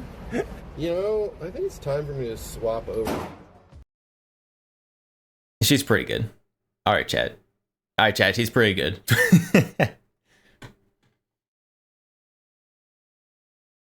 With just a little bit of training, we can take her to a competition. And she can make all the old men at a competition feel bad.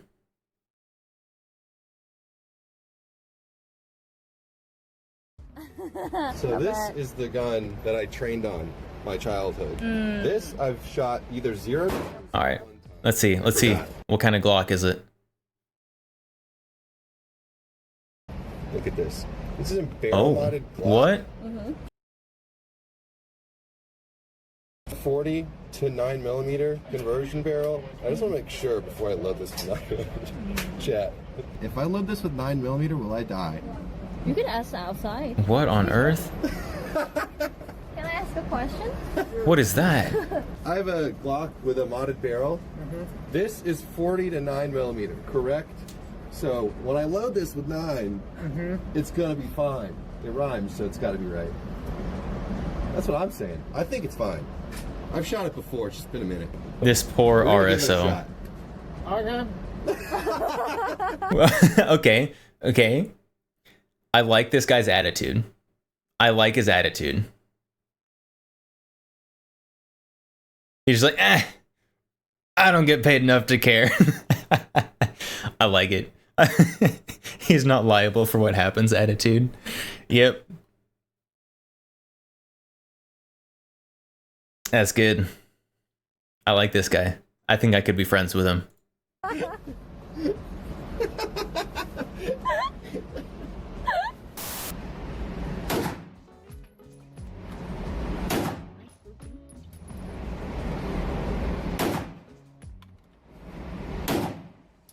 Sights are off. That's a better Yeah, group that's than he good. had the first time. That's a good grouping. It's a little high. Good. Learn. Yes, good. This is the hard part.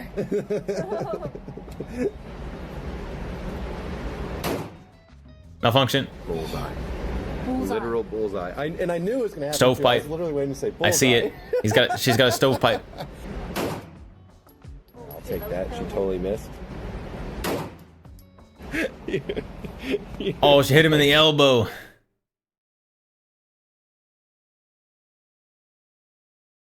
These are the shots that the anti-gun people want people to be taking. Shoot them in the arms so they can't attack you anymore. Shooting perfectly. Only 2 miss. Yeah, it was a pretty bad miss. Honestly, besides a couple flyers, that's really good. That's good. There were these two that kind of flew away. Probably a little bit of a flinch. That's a pretty good group, though. Yeah, I never mean, missed I that was bad, reading. so I think I was win. reading wrong when I was shooting this one. This girl is a menace. Oh my god, you're actually... I can't even be mad. You're just better. You're actually, doing the shooting competition with the Korean lady who's not even from America, who loves Disney, and you're getting smoked so bad. Bro is kind of getting toasted.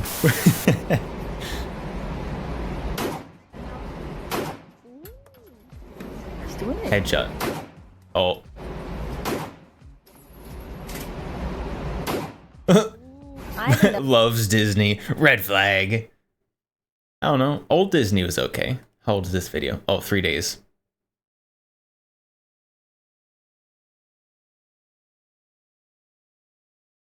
I like old Disney. Like anything...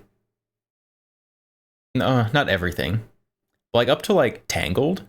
Tangled was pretty good. that was really Not good. bad. You only missed like 3. Yeah, well, I missed 2, right? Yeah, 2, 1, 2, 3, Yeah. 4, 5, 6, 7, 8, 9, 10. Yeah, 2. So I missed 2 here. No, I think this one will win. You'll Yeah, have better win. maybe. Who knows?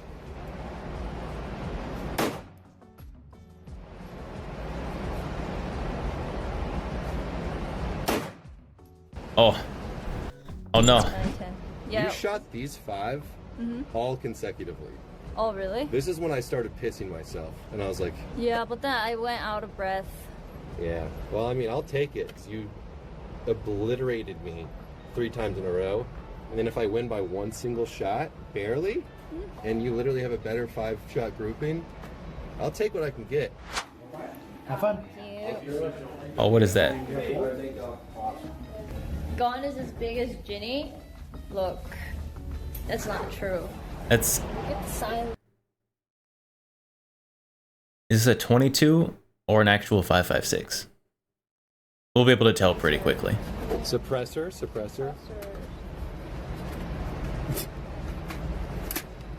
Actually, 5.56. This.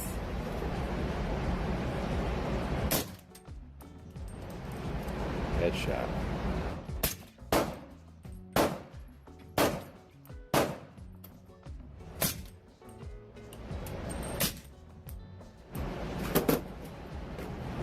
The camo gun's a little cringe, but Your first shots, I think, were your most accurate. Yeah, Your first few were directly in his face. Yeah, and then went low, but that's a good grouping now. It is. It's not bad. He's throwing. he's trying to boost her ego so she likes him.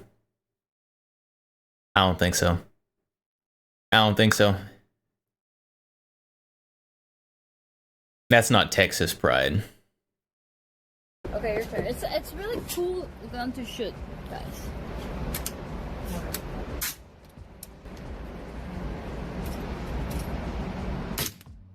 Good. A little low. Go a little higher. Shooting him in the neck. Yes, perfect. Good. Grouping's bad. close enough. Grouping's really good. I think you did really good. About Yeah. the same, I About guess, the when it same, comes yeah. to the grouping. He's doing better. He's doing better. He's warmed up I now. got smoked. That's out Jenny's a loud. good shot. I know. I am a good shot, right? Crack shot, man. Good. I brought like my childhood like handgun. She just the first shot was bullseye. Just like not even close. All right, whatever. I just got good. Thank you. Thank you. Have a good day. Bro had to swallow a little bit of pride there. She was pretty good though. I gotta admit. She was pretty good.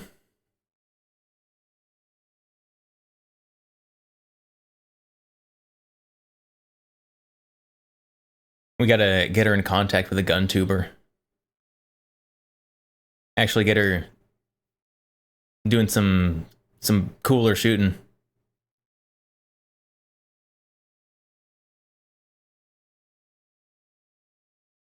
I'd watch that for sure.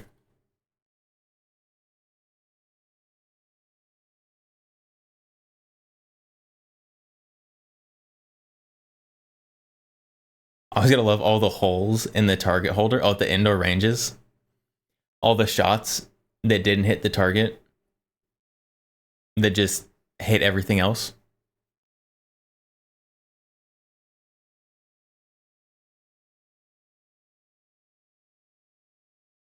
Yeah, it's pretty good.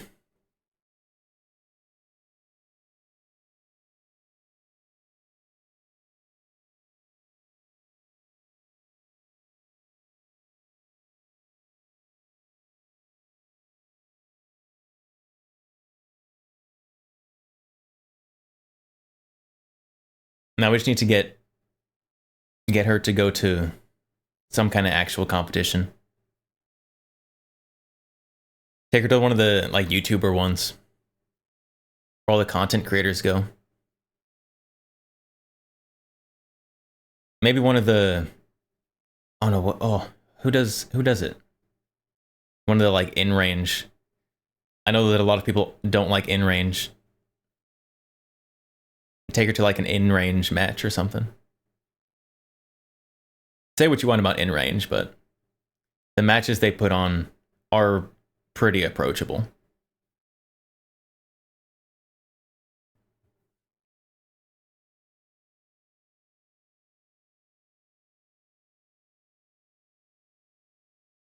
Administrative outdoor range competition. Does admin do competitions? I mean, I've seen him do just like for fun competing with like friends for videos, but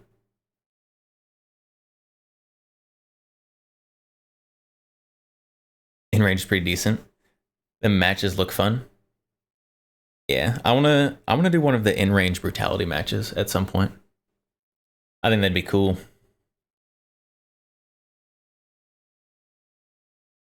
No, but you wish. He seems cool. Yeah, I was hoping that Demo Ranch with the actual like ranch would do like gun tuber competitions there. I don't know who owns Desperado Ranch now though. So I guess it's still a possibility. But a Desperado Ranch, like gun influencer competition, could be pretty good. Just completely fill the ranch with just all the different gun tubers and their camera guys.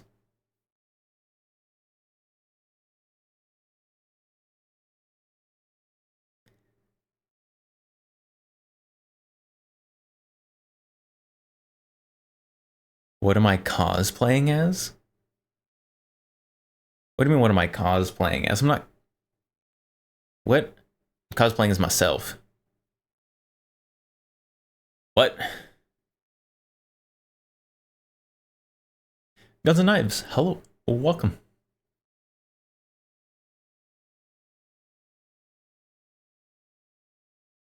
All the different models and makes on the table. Yeah, we were talking about rotating barrel guns earlier. I had to bring out my 2 rotating barrels. So we got the Excalibur Mark 12, the little rotating guy there. And the Boberg, which also rotates, although it's much harder to actually see because it's just a smooth stainless steel tube.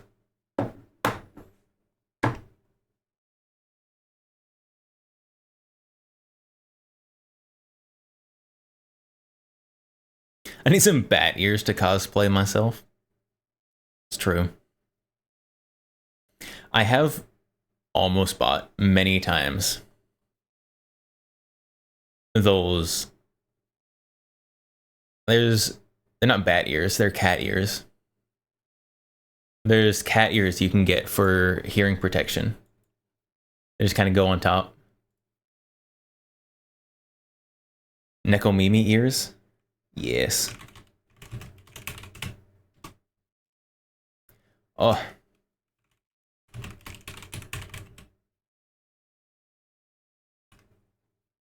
Where are they? These ones. These ones. You can get your cat ears for your ears. Kasha, hello.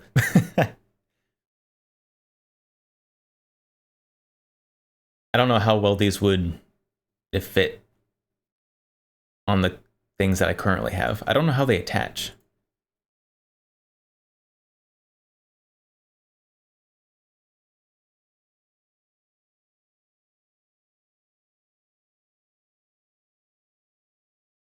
Endless Ghosty.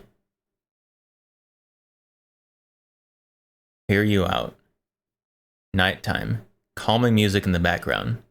Nothing but the stars overhead and the moonlight as our spotlight, and we dance like no one is watching. And then hear me out. I give you a shiny pebble. And you say yes. Thoughts? You go, shiny rocks? Everyone loves shiny rocks.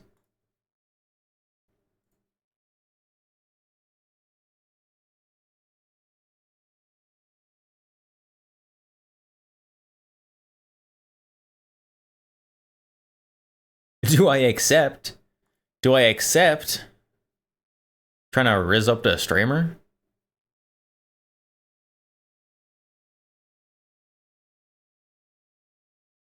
Pawn the ring for gun money. Big brain. Huge brain right there.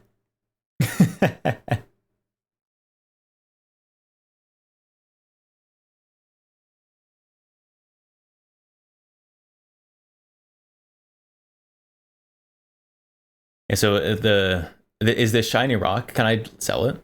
Because I have some fairly expensive hobbies that need funding.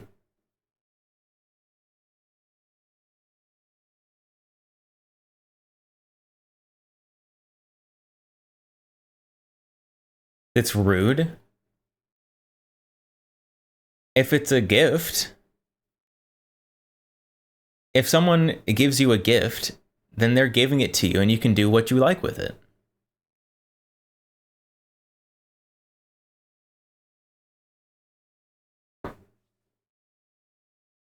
It's your heart. Your heart is a rock.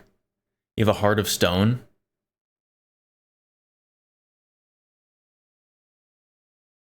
that means something.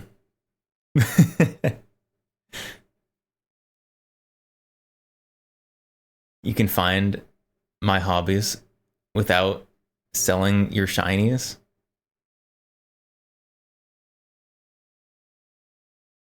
But you know what my favorite shiny things are?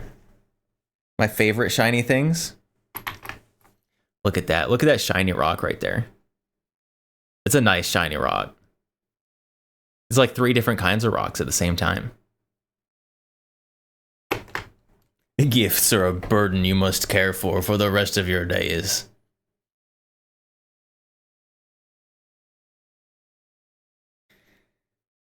Unfortunately, that is impractical. I'm sorry to break your heart, chat, but I have not kept every single gift I have ever received. Do I have 9mm? I mean, that one that I pulled out, what was that one? 44 Magnum? I just pulled a random one. 44 Magnum. But yes, there is 9mm. Where is it? That one? That's a 9mm.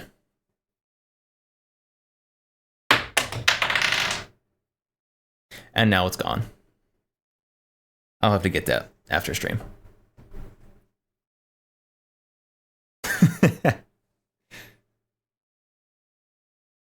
Yeah, I just lost 30 cents right there. I'll have to get it later.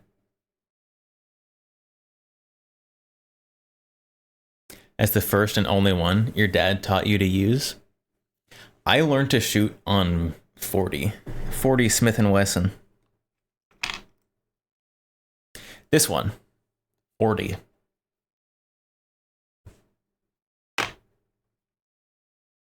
I still have the gun. That was my hand-me-down, my first carry gun.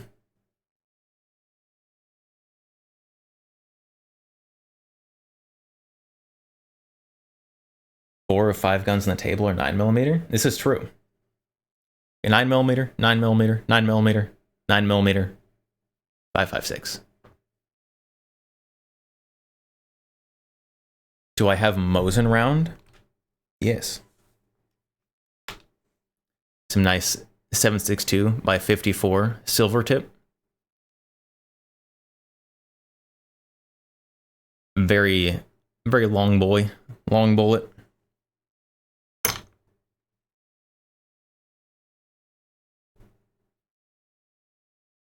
Grandfather taught you how to use a rifle and is going to teach you how to use an AK. Very nice. Very nice. Very cool grandfather. My grandfather has a pretty cool AK. I don't remember what kind it is.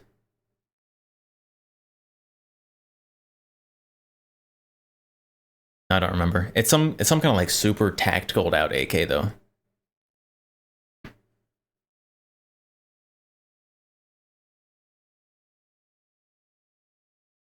I'm trying to think of what it is off the top of my head, but I can't do it.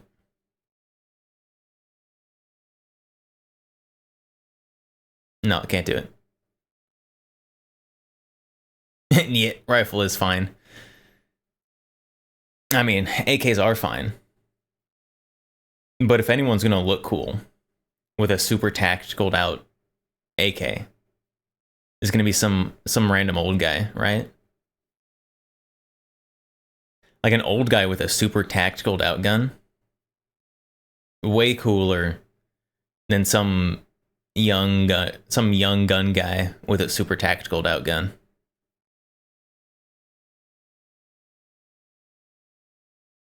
Vietnam vet, so he's loaded. Nice. Pun intended, I hope.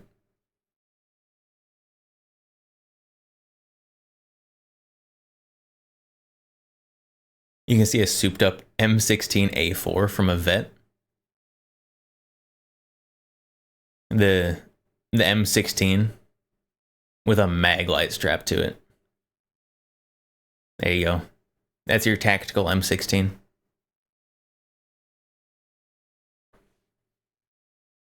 I have wanted for a while to do a super janky like dumpster build gun. like actually hose clamp just a mag light to it. Use a bunch of other janky attachments. I don't know. The shovel handle stock on an AK with a mag light hose clamp to it. I think it'd go pretty hard.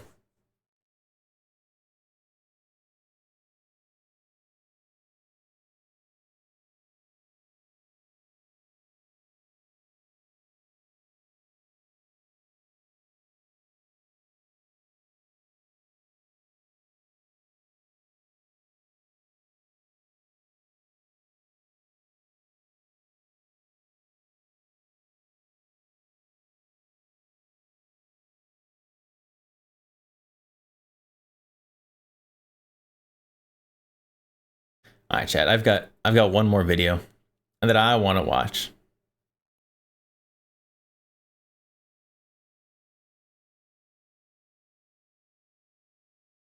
Because it's been too long since I've been to a match, and so it keeps showing me match videos, and so I got to keep watching them. So of course, we're gonna watch it. Hello everybody and welcome back to the channel. Today we're going to be looking at my April 2025. Is that Gun Jesus? Oh, he's got bunny ears? Let's go, I like him. Two-gun action challenge match at Pima Pistol Club. Casual Ian McCollum ROing for me here. So this first stage has a couple of things going on. What range do I have to go to have Gun Jesus himself RO for me? The first thing is that you have to start with this duffel bag slung over your shoulder. This was shot on Sunday, April 20th, also Easter, so I had some bunny ears on for the entire match. Rifle starts loaded. Pistol is holstered with nothing in the chamber. What is he using? The big part. You had to shoot this entire stage with a huge marshmallow stuffed into...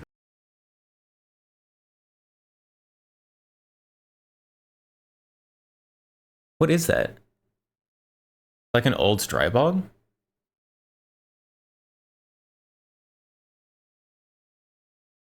Why don't I know what that is? Your mouth. Oh, B&T. Oh, yes, it's the B&T. Yep, you're right. Yeah, the KH9. Yep, that's right. A stuffy bunny range match? It looks like it. I wonder, are you allowed to chomp the marshmallow while you're running your stage? Like if you're just shooting, like just munching on the marshmallow?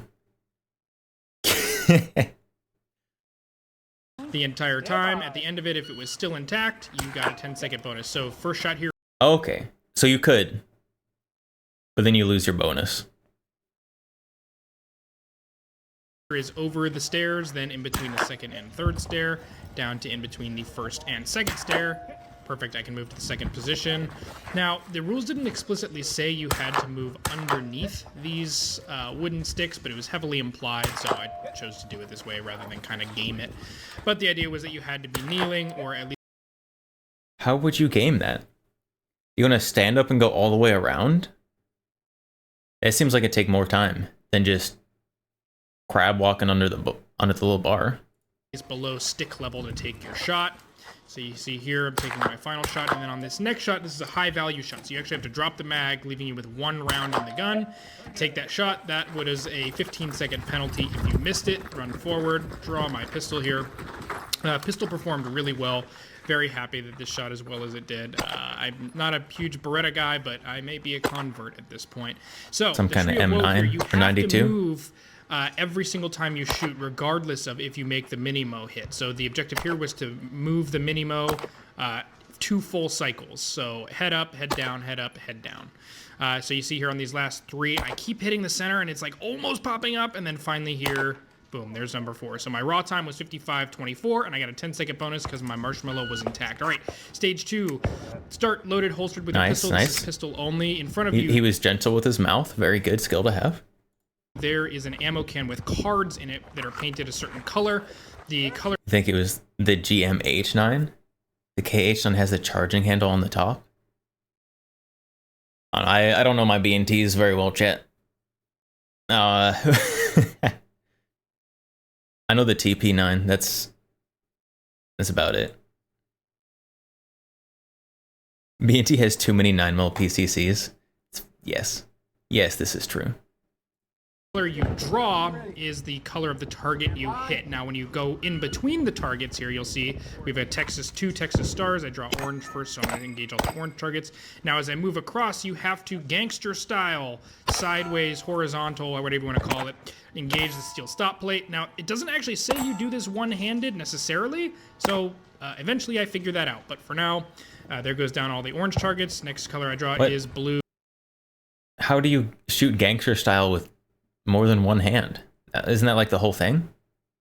Blue, green, whatever color you call that. So I engage all the green spinners. Perfect.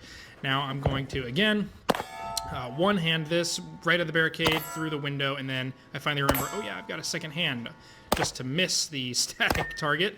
The whites poppers here were white or no shoot, probably. Shoots. I did a little tack reload there on the way back. Finally, last color is yellow.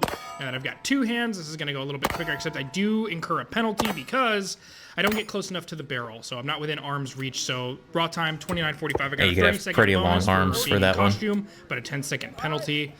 Now, this third stage is very similar to the second stage. You draw your pistol, draw a color, shoot the targets that are that color. So you start, first shot is underneath the table, second shot is forearms touching that blue barrel, and then third shot is under the barricade. Table your pistol, run over. I drew blue first, which means I was shooting the mini-sized target at about 85 yards here. And I have a malfunction. So I'm shooting 147 grain Blazer brass at this point.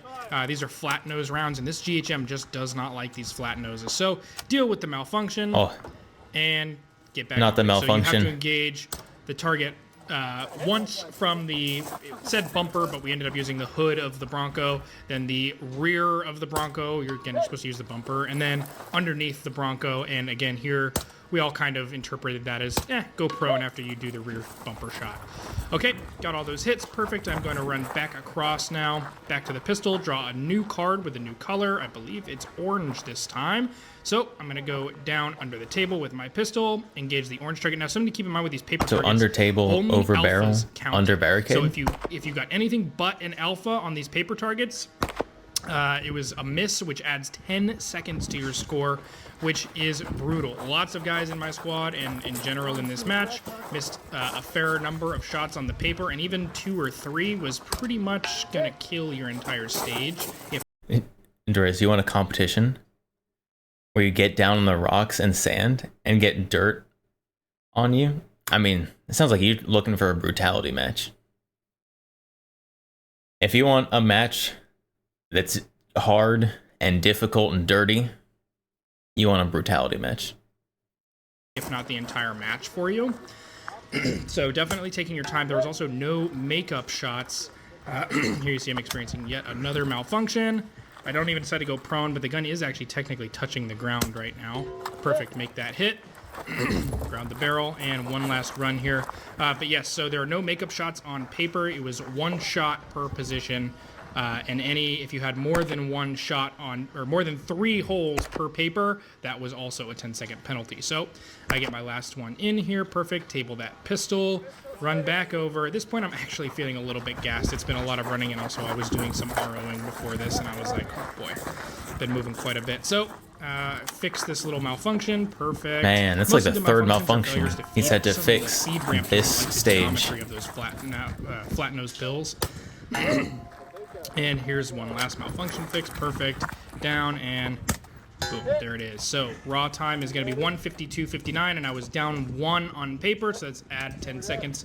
I ended up finishing 4th on that stage. Okay, last stage, very fast. Okay, finishing 4th is pretty good, though. Pistol on the table. We shoot 3 shots that are supposed to be like we're in a bar. We get engage the paper, drop the magazine, hit the bartender. We can now holster. Not because the we dropped mag and bartender. the gun is clear. Then we run over to the next bay. And What did the we bartender grab our do? rifle that was tabled and staged. Now we have 5 steel targets that we have to double tap. And then that cardboard there is Hitler. We have to make sure we get him in the head. So again, you'll see I drop the mag because this is a high value shot, and I smoke him right in the head. Raw time on this was really good. Overall, really enjoyed this map. Had a lot of fun like usual, and 4th place overall. 2nd if we remove the incorrectly noted penalties on stage 4. Incorrectly noted penalties? What penalties? What? okay, last stage very fast. We start pistol on the table. We shoot 3 shots that are supposed to be like we're in a bar. We get engaged the paper, drop the magazine, hit the bartender. We can now holster because we dropped the mag and the gun is clear. Then we run over to the next bay and we grab our rifle that was tabled and staged. Now we have 5 steel targets that we have to double tap. And then that cardboard there is Hitler. We have to make sure we get him What in the head. penalty So did he again, get? You'll see I drop the mag because this is a high value shot, and I smoke him right in the head. Raw time on this was really good. Overall, really enjoyed this map. Had a lot of fun like usual, and Incorrectly noted penalties on stage 4. He didn't say what the penalties were. yeah, we'll see you next month. 4th is still pretty good, though. 4th is pretty good. I probably wouldn't have done that well, if I'm gonna be honest.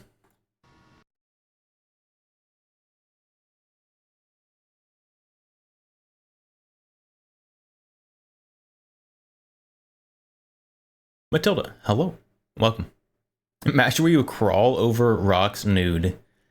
Okay, maybe not that brutal. Maybe not that kind of brutal.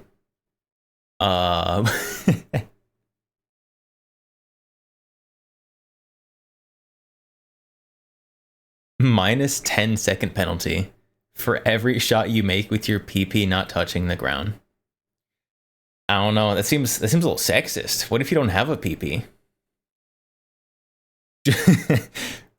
Women just have so many penalties because they don't have a PP they can drag on the ground. Literal woman debuff.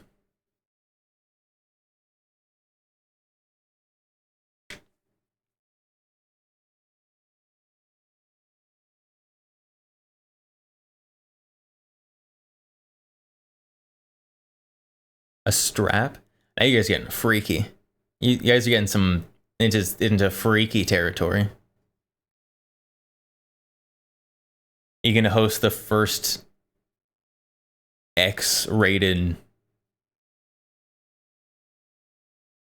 shooting match.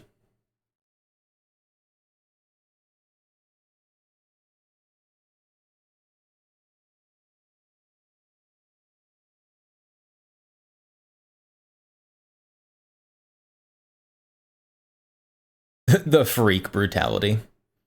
There probably would be a market for that, unfortunately. Or fortunately, if you're one of the people who wants to do that.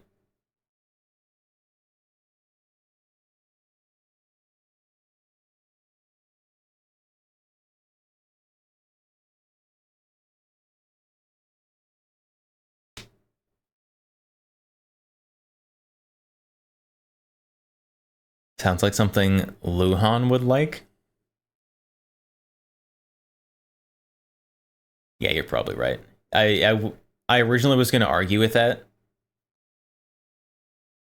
but yeah, you're right. Yeah, you're right.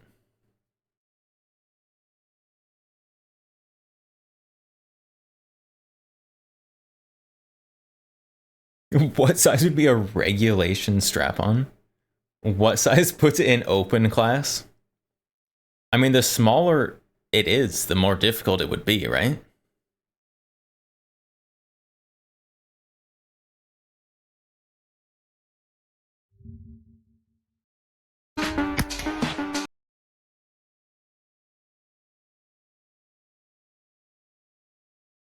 Cosplay like this.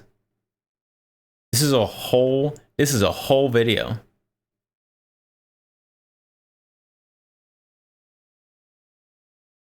Little House on the Prairie cosplay going on here.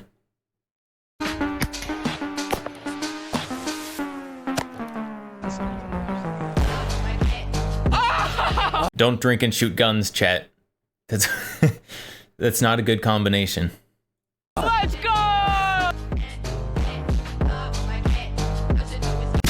So, you might be wondering, Luhan, why are you dressed like Annie Oakley today? I know my content's usually a little bit inappropriate. Like, people say I've got this weird, off-putting vibe. Nobody really wants to hang out with me. I get in trouble a lot. Just generally not a pleasant person to be around. But I've got something wholesome, a special tribute I want to make today. You may know that my grandpa Jim passed away a few weeks ago. Oh. God bless his soul. Love him very much. I'm actually being serious right now. He was like a dad to me. He was actually the first person to ever teach me how to shoot a gun. So, like, huge mistake on his part. He had cancer all over. It overtook him pretty quickly. Within a month and a half of diagnosis, he did pass away. But in the last few weeks, I went to visit him. I told him, Grandpa, I've got a few new Henrys coming in. And this was really exciting for him because he loves Henry repeating arms. His face lit up and it was like genuinely a really special moment. I'm sad he never got to see the guns in person, but when we were sounds like little, a pretty cool grandpa, he would honestly. always call me Annie Oakley. Not that I earned that title or anything, but he really hyped me up and he's real for that. She was a famous sharpshooter who could do all these crazy tricks. She could throw a shotgun over her shoulder and use a mirror to hit a target way behind her. In his honor, I want to see if I can live up to the name that he gave me. I've never done this before, so I'm not sure if I can make it. If I don't, then I will continue on with being a shit stain on the family legacy. Anyways, let's give it a shot. All right, we paced it out. This is 35 meters. I got 22 LR in this Golden Boy, and I'm gonna see if I can make it. That is a Bud Light bottle over there. Thank you, Dolan Mulvaney. Let's get it. You should really hold your hand over the muzzle so you don't accidentally shoot someone. Oh, dude, I like your thinking. That's a good idea. Yeah. You think I can get it? By try 86, you'll probably have it. I don't think you'll hit it the first. I think I probably could do that. As long as it's not like a timed shot. I feel like that's pretty doable. If you have to do it fast, then no. No, I don't think so. I think I got this shit. No, that's a really hard shot. We're using a mirror, so every time you turn left or right or up or down, it's kind of be opposite. We're also using a very small caliber, a lot more room for air. This is not a shotgun.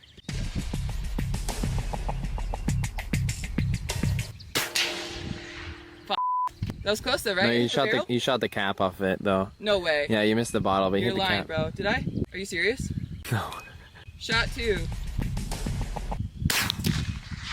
Fuck.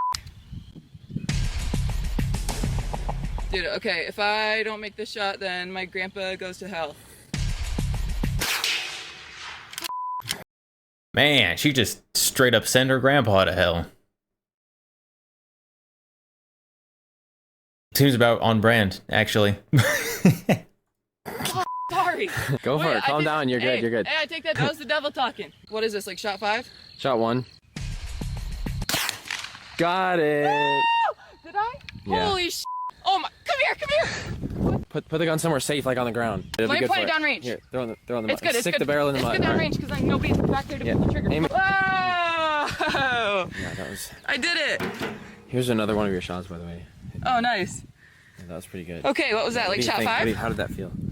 Oh my god. It's pretty feeling a tense. little fruity right now. Man, I was shaky. Good thing I got that sex change a couple years back. Let's go. Wait, what? Hold up. What did you say? I knew it. I knew it, chat. I said I should go back to the gun store and get an exchange. No, I heard like. No. Oh yeah, we need another Bud Light. Dude, you know one thing I really miss about my grandpa? He used to take these and smash them over my head. What did she say? Isn't that like mildly abusive? No. Like in a, it was like a playful way. So I nailed that pretty easily as I thought I would. But I get kind of cocky fast. 5 shots? Not because of the the gun exchange. We moved back to 60 meters. We're gonna try this now. It's pretty small. You sure you can hit it? Shut up. Okay. Here we go. First shot. Damn. Close. You know what would be You spun the more cap impressive? on tighter. No way. If she hit the camera. I want her to hit the camera. Because that'd be funny. That was really good. Let's go. Ah! You shot the top off. Oh yeah, that's a drinkable Bud. Shot. Hey, shit. There's no way that... Okay, perhaps we... There's no way that doesn't have glass in it.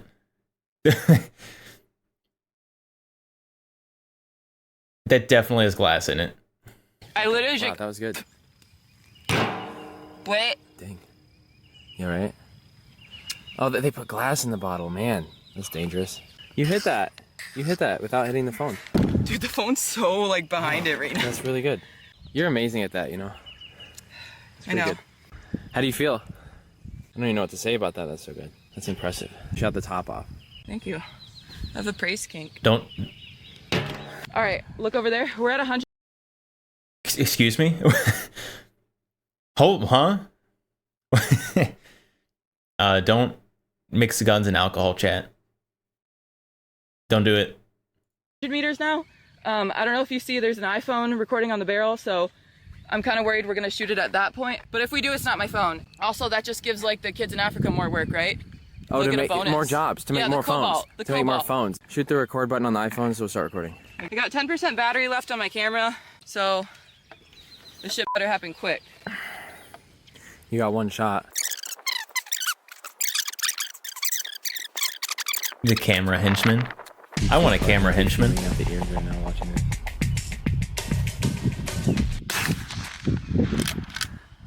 Oh, you hit it! No, I didn't. No, I'm joking. No, you didn't. I don't believe in you. Thank you.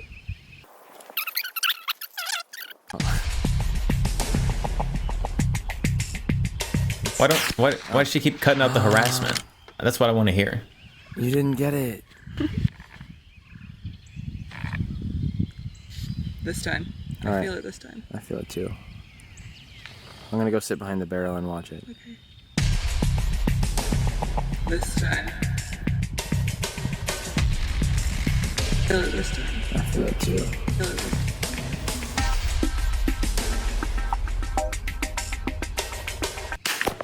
Hey! Hey! What was that, the third try? Third or fourth try? Let's go! She nailed that one. She getting jiggy with it. Okay, let's hit it. Oh, hey! Oh, yep. Hey! There's the TikTok coming out. No. There's the TikTok coming out. Oh, what the? Yo, somebody get Laura Ingalls. Look at my bald spot, dude. Okay, I'm not. Look at my bald spot. Look, he shot the whole bottle off. You guys want to see my bald spot? Oh, wait. No, Just no, kidding. no. Wait. Wait, not that one. Wait. What?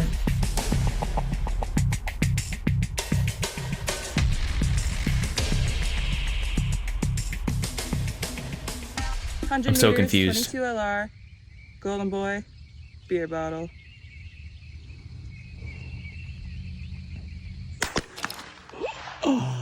Are you kidding me? No way. Are you kidding me? That was your first shot. No fucking way. Was it actually? Was it actually the first shot? I mean, wow, that was rude. I know I quit. I don't even want to be your Come here. Hey. Cheers. Watch the glass on your lips. Oh wow. I'm not drinking any of that because last time I had glass in it. And you grew a dick. I mean, you're a dick to me. Dylan Mulvaney, sponsor me. No. We'll get canceled. Huh? We'll get canceled. Cancer? Dude, you know my grandpa just died. Okay, fine. I'm sorry. That's not cool. Okay, so we did The brain rot is real, chat. The brain rot is real. And I nailed all of them, of course. So now we're gonna go for a fourth more fun thing. I'm What gonna is it? shoot the cigarette out of my cameraman's mouth. Hey, can you... Wait. No. Wait. Oh, look over there. Where? What? Okay, what do we shoot now? I'm getting kind of bored. Let's just do some like a target tree. practice. Okay. No. My okay. grandpa planted it. No, he planted it My when he was, grandpa's dead. it was his last. Just shooting random rounds off into the Like, distance. that's Very a good. Why did you shoot the tree? It's okay, I'll Don't- deforest it. No, wait, no. My okay. grandpa, his last that one.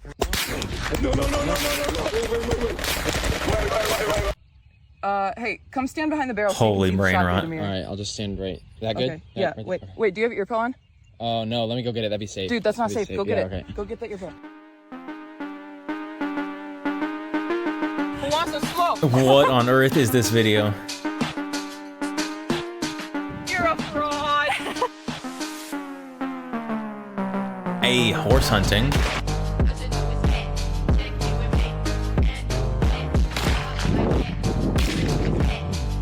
Mag dumping into trash.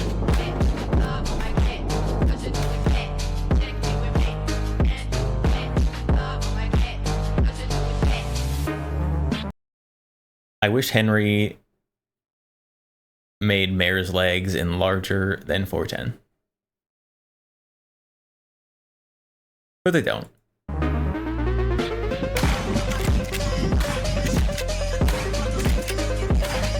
Fucking love this. This is a work of art. All right. Oh, not the FUD PCC. Okay, never mind. No more yellow can. Let's get the next one. It's the FUD 9mm rifle. Damn!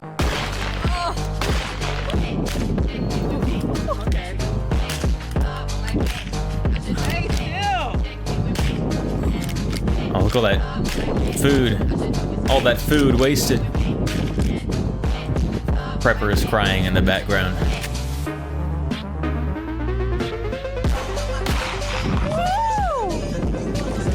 It's a barbecue sauce. If you don't got no sauce, then you're lost. But you can also get lost in the sauce. So you said you're gonna leave me, so.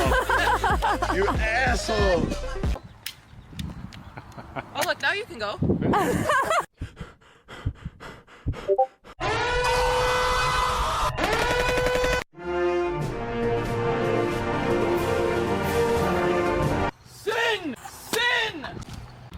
My brain is Don't do currently anything I being say. liquefied, Gotta put her Chet. down. Gotta put him down. It's over for me. Down. We almost hit a geese on the way here today, and he was biting at our car and shit. You have a car? Huh? You have a car? The horse and buggy. Oh, look over there. I'm like, baby, I ain't normal. I have this disease where I can't stop dressing like a Mennonite. It's fucking chronic and terminal.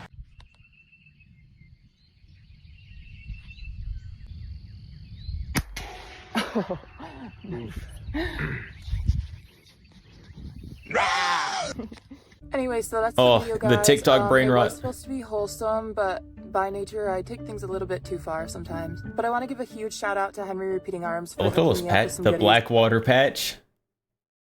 Nice. We were talking about Blackwater earlier. I am so grateful for that. Such a blessing, and Sponsored also, by Henry. This video is not sponsored by Henry, so Not sponsored by Or- Henry.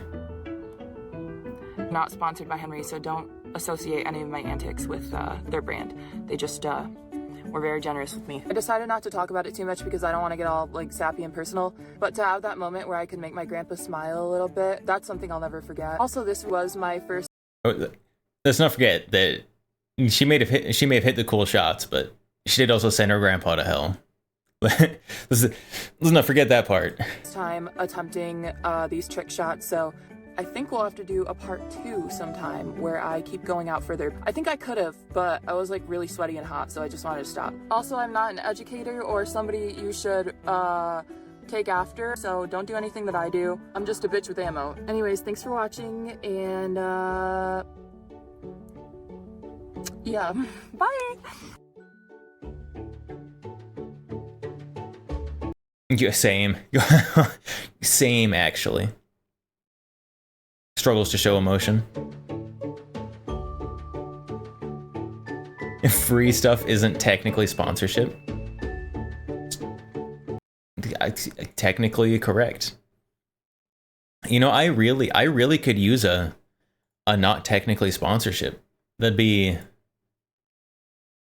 really nice. I think I need to become more popular for that first. One day I'll get not sponsors to send me free stuff. An HK not sponsor. I'm gonna get not sponsored by Standard Manufacturing. Then I can get free STDs. Like STD 15s.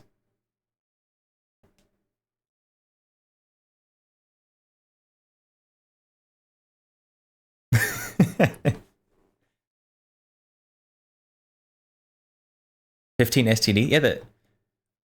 Wait, do you not know? Hold on.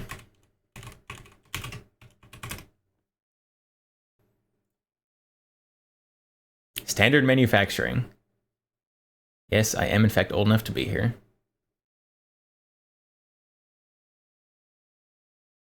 They name their products. Amazing things.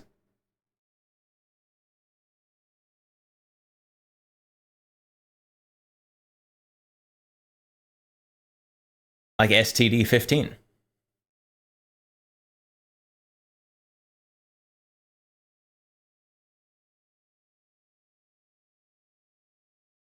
Henry not sponsored. One less company to buy from. I don't buy from Henry anyways. Not because I have anything against the company. They just don't make anything that I find interesting.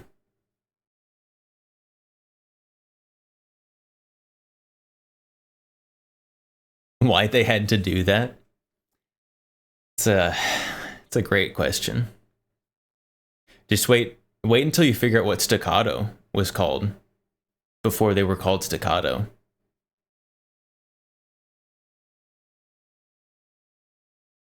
That was definitely a needed rebrand. You can have an STD with an STI on the side, with your standard manufacturing and your pre-staccato.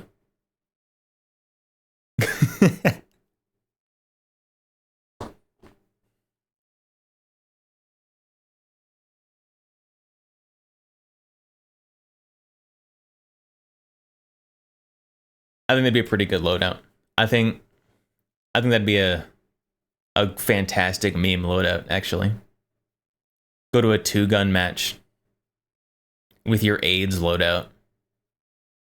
The standard manufacturing STD with an STI as your sidearm.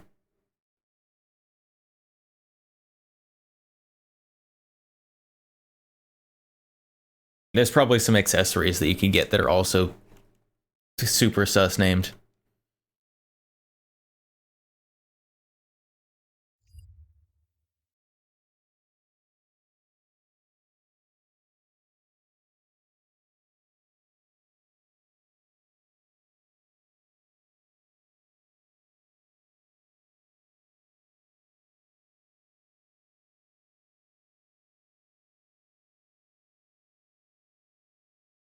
Something to cleanse the palate. That is good. I need a palate cleanser. What is this? Russian retro AR. Oh, is this what I think it is?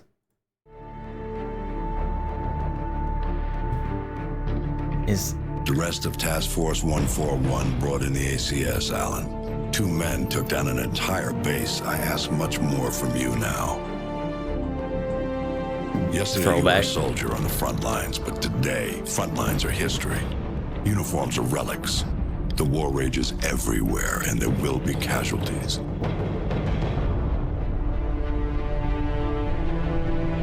This man is fighting his own war, and he has no rules, no boundaries. He doesn't flinch at torture, human trafficking, or genocide. He's not loyal to a flag or a country or any set of ideals. He trades blood for money. Modern Warfare 2. Back when Call of Duty was good, right here. You don't want to know what it's cost already to put you next to him. It will cost you a piece of yourself. It will cost nothing compared to everything you'll save.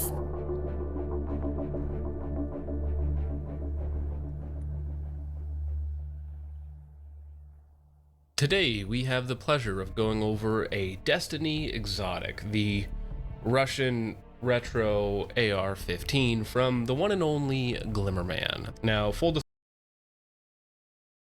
what is going on here? They just took an AR and covered it in brown tape. Disclosure on this rifle is that this was sent to me for review. Jonathan Picone asked me if I wanted to review one of his more eclectic setups, and well, I said yes. So now you get to feast your eyes upon this, whatever this happens to be. Cutting through the basics faster than a Garantham's receding hairline, we actually have a Delton 20-inch upper receiver with a 1 in 9 twist. Casually Garantham roast in there. The retro I like side it. of things. The profile of the barrel itself is fairly lightweight, which is going to be offset by the rest of the accoutrements. Now, up front, we have a A1 style flash hider, which does not have a closed off section on the bottom, I generally speaking prefer the A2 style flash hider unless you're using it as a Griffin or Knight's suppressor mount, but that's not what we're doing here with this system. Now moving on to the rail. This is a P&S contract quad rail, which is going to be very similar to the Knight's rail, but not Oh, it's a quad rail they just wrapped in stuff. Exactly the same, and it is Why? actually going to be a little bit cheaper. We're still talking very expensive, but not as expensive as the Knights, of course. One of the most often questions I get about this build is the wrap on the rail. Jonathan wraps all of his stuff like this to reduce some of the metallic noises, especially on some of these older quad rails. They have a lot of little pieces that kind of move around a little bit. So you wrap the entire thing, it gives it this weird retro aesthetic, and it also quiets it down, which for hunting cryptids as the... It definitely gives it some weird retro aesthetic. That's for sure. And I guess for cryptid hunting, go for it. The American Glimmerman is a very important feature to have. Now, in terms of the accoutrements on the rail itself, on top we have a either Russian burst IR laser unit or a Chinese clone of a Russian burst unit. We're not exactly sure. And we have a Surefire. How are you not sure? Ask the guy who bought it. Full-size light on the bottom. Note that this is not the turbo version, so it has a very wide spill on the light itself. Talking about the IR laser unit for just a second, it is just Viz laser, and you can flip it to the IR laser as well. You have two activation buttons, one on top, one on the back, which is actually pretty nice. At the downside VHS, is that we there can is do no that. IR illuminator.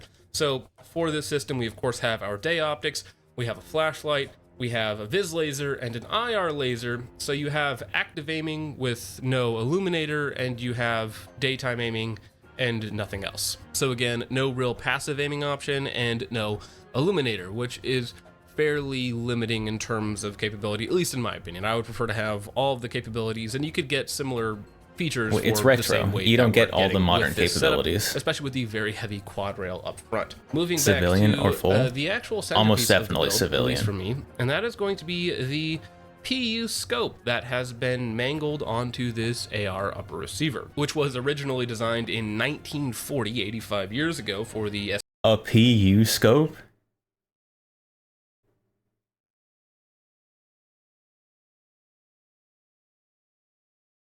SVT-40, and later popularized on the Mosin-Nagant. Maybe that's a good way to say that. But in terms of what it is a tube of steel and glass, 3.5 by 20. Of course, you have turrets with no The clips. They PU just scope on kind an of AR move.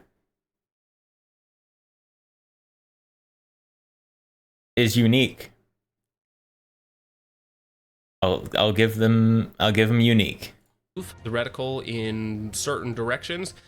We'll talk about that a little bit later. Talking about the usability of the scope, it actually has a pretty decent eye relief, about 3.5 to 4 inches. The eye box, the up, down, left, and right forgiveness while you're in that proper eye relief is also okay.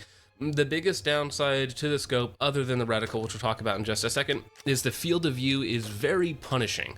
At 3.5x magnification, I would It's so guess wrong, but it looks so good. 20... On this build, with all the wrap and everything, it does somehow kind of fit. Feet, which is pretty bad. That's about half what you would find on a comparable ACOG. So it's not very good. Though again, it is forgiving to use. The field of view is very poor, which again is peak 1940s technology. Now talking about the actual glass quality, That's an interesting also scope. Pretty mediocre. It's pretty brown, so it's not anything to write home about. It's comparable to low-end Chinese optics. Of Not course the it worst sucks. out there, and I did take this out to 500 It's from the yards, 40s. But again, the glass quality and the field of view, not very good. Now, the reticle. While there are technically good videos on the reticle, how you can use it for ranging and your dials and what you should be doing at different distances, it's incredibly coarse and very bare bones. It is absolutely better than iron sights for distance shooting, which is why I think that this would be a performance modifier, especially in the 1940s. However, in today, with so many better modern options, I don't know why you would ever select something like this other than pure aesthetics and vibes. You might also notice that it Vibes is a very good reason. Kind of jury-rigged onto the AR-15 because you, of course, have to have your scope rings, and then you have to have a riser set, so you have to adapt the scope rings to Picatinny and then have a riser setup to actually get it onto your AR upper receiver, which means you have a 5-piece combo to mount your PU scope to your upper receiver. Oh, that hurt. Why? So you have to adapt the scope rings to Picatinny and then have a riser setup to actually get just cranks a 0 over to the side. Your AR upper receiver, which means you have a 5-piece combo to mount your PU scope to your upper receiver, and it doesn't even come with fries. A couple other quirks, as I mentioned, about the scope is that the turrets don't actually have clicks. They just simply move the reticle in whichever direction you twist the caps, which is not particularly confidence inspiring. You do need to have a visual indicator of what setting so it's a you're on, potential gotcha build.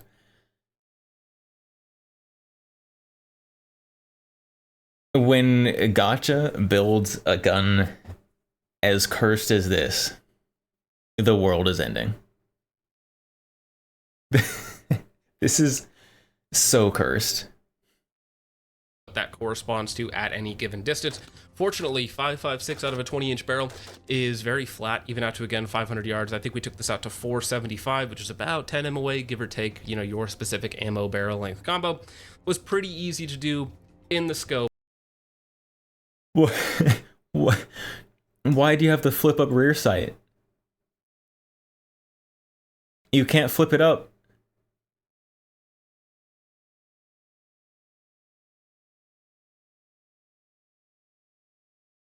The hard part to do is spot your misses with only 3.5x magnification in high winds, and comboing that with the very mediocre glass quality and the super coarse reticle, which does get in your way unless you're dialing so that you can actually just use that very precise tip to aimless. Not my favorite. You only have to remove 4 screws. Yeah, that's it. Imagine your optic for some reason stops working in a high stress situation. All you got to do is remove 4 screws. All right, so is it doable at 450? Yes. Do I enjoy doing it? No.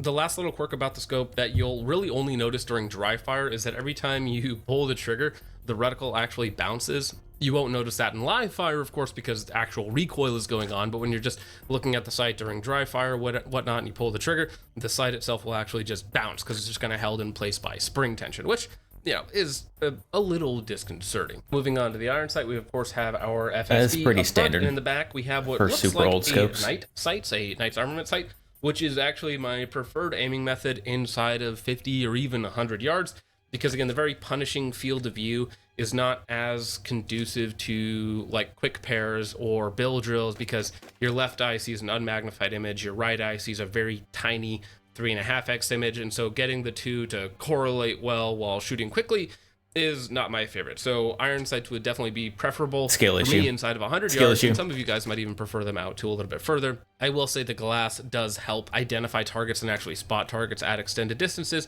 so again, for certain circumstances, I do like it. Now, moving on to some of the other intricacies of the build, we have a A1 style charging handle, which is this very small triangle shaped, which means that you can't really mortar it unless you're wearing gloves. You probably could do some Fallujah aiming. Just like line up this top knob with the front sight and just aim low. Where you want to rip the skin off of your fingers, which is not particularly pleasant, and it's very low profile, which is nice, but other than that, it's just kind of annoying. How is he Moving using on the to low irons? receiver, this is actually Magic. a Pips custom low receiver, which I have never heard of before. It seems to be mil-spec in most ways. It has a mil-spec trigger, A1 grip, mil-spec safety. Other than that, seems fairly normal. Moving to the stock, this is a A1 style stock, so it is actually the shorter version, which is probably preferable to most people unless you're just like a really big dude and you need that extra length of pull. Personally, A1 stocks do work better for me. Inside we have a rifle length buffer and a Geisley Super 42 rifle length spring, which does help to smooth out the system a little bit. The reason for that is because the Delton upper receiver is over gassed a little bit. Now it's still a 20-inch rifle length system, so A overgassed 20-inch rifle is not the same as like an overgassed 12.5, 11.5, or what have you.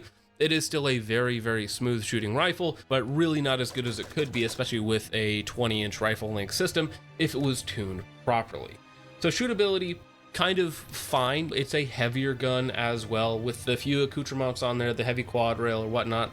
The optic setup is not particularly heavy. I think they're only about 12 ounces, even with all the additional aluminum on here, but it's still not. Is this rusted under here? Or is that like partially worn paint? What is going on there? Having backup sights that require removing the optic isn't unreasonable if it's for deployment. Transitioning in the moment is not possible, but running irons until you get back to base is possible if the optics get damaged. I guess so. I guess so.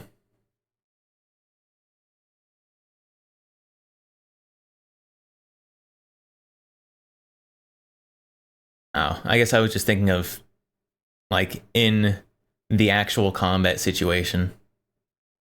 Like, if you're going to have backup sights, they should be deployable without having to bust out a screwdriver or an Allen wrench or something.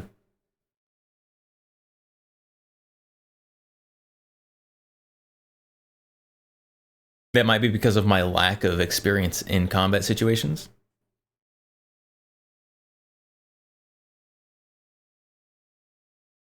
But it definitely seems more ideal. Not a particularly heavy optical system. I think the entire rifle with sling comes in at under 10 pounds, 9.5, 10 pounds, somewhere in that range, which is light enough to do whatever it is that you want to do with it. Now, the 2-point sling is half nylon, half bungee, so it does have a little bit of give to it. Even in its longest configuration with the pull tab, it's not quite as long as I would like for like a more modern 2-point sling style where you can shoot while having it on and be very comfortable.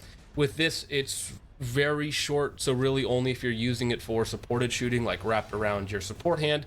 That's really the only way I would use it. If not, I would just, it's mostly for carrying, not really for shooting. Now, I didn't shoot any groups specifically for the purposes of accuracy testing, given that's not really the point of the build, and we're... What? Even if it's not the point of the build, it's important information.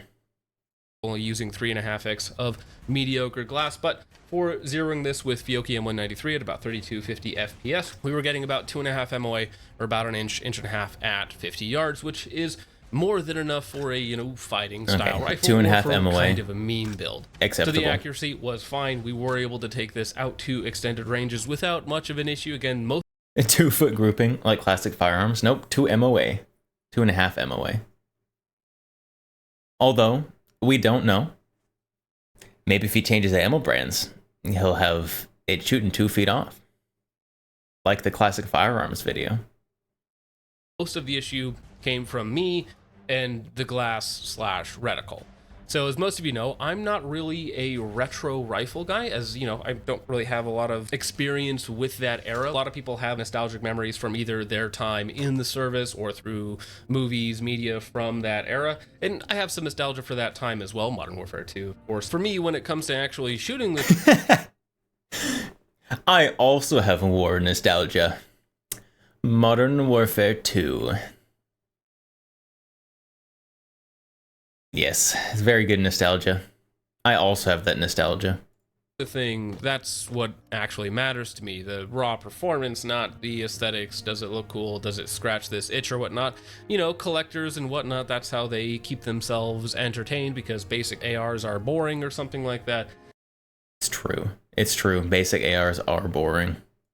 That's totally fine for some people to do that. Collecting, it's not my thing. Retro's not my thing. Russian, definitely not my thing.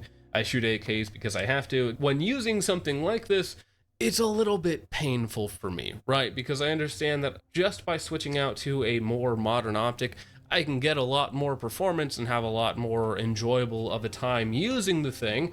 And by switching a few other the parts, it's going to be more comfortable for me. This is never something that I would create, although I do recognize that it is unique and at least interesting. I get so much enjoyment from using things that are less than ideal.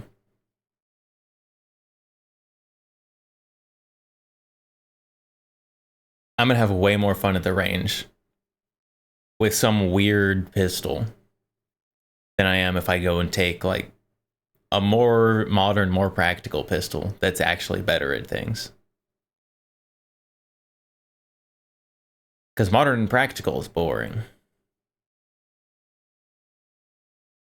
But weird and old and or weird and new is fun. And this is unique and interesting in sacrifice of certain modern performance. For instance, again, if we just swap off the optic to a modern 3.5, 4x offering, be it an ACOG or even a primary arms, anything like that, you're going to get much more modern usability out of it. You're going to get better glass. You're going to get much better reticles and sighting systems out of it to, again, enhance your performance. In terms of the light is actually perfectly fine, but as far as like the IR unit with only a IR laser and Viz laser, it's not quite as useful to me as something that also has an IR illuminator. And again, we also don't have a way to passive aim, which is something that we could solve using more modern options. So is this a maximum capability rifle?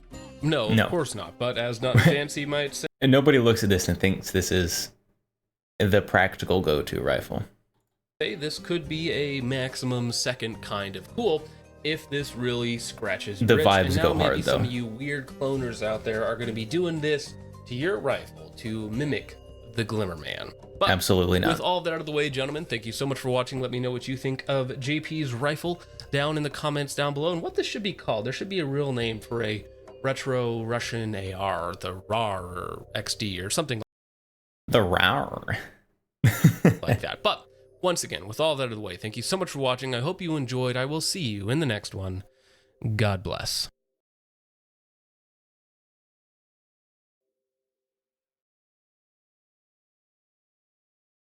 Interesting. It is a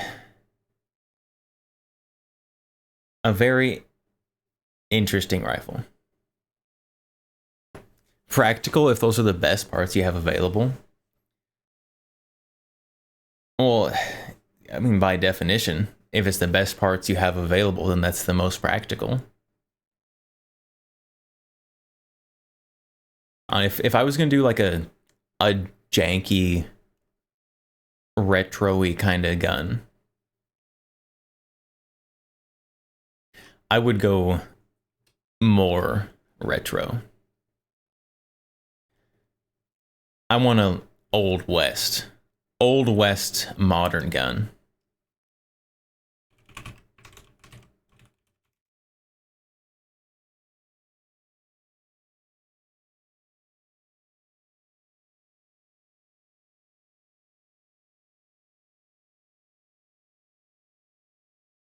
I want to put one of these. I want to put one of these on a modern gun. Get some like wood furniture. This scope.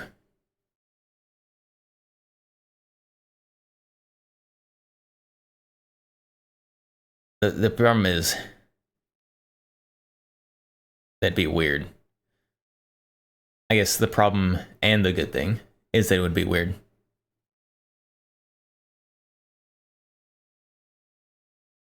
I think that'd go pretty hard. I think that'd be very cool. I have zero experience with this kind of scope, but it'd be really cool. Are those caps over the lens? Yes. Yes, it has screw-on caps over the lenses. Is that one you need to reset after every shot? This one is. They have this one. This one's an 8x. But there are ones with springs that you don't have to reset after every shot.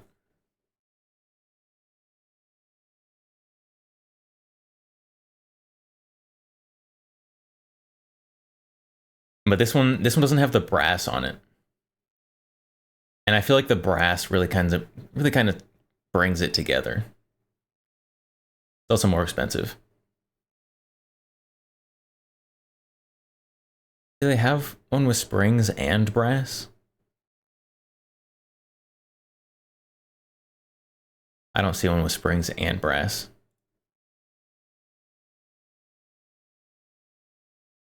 Ooh, that is a long boy. Holy. $800. How do you reset? You just have to push the scope back into place. The parallax adjustable is probably a little too high end for me.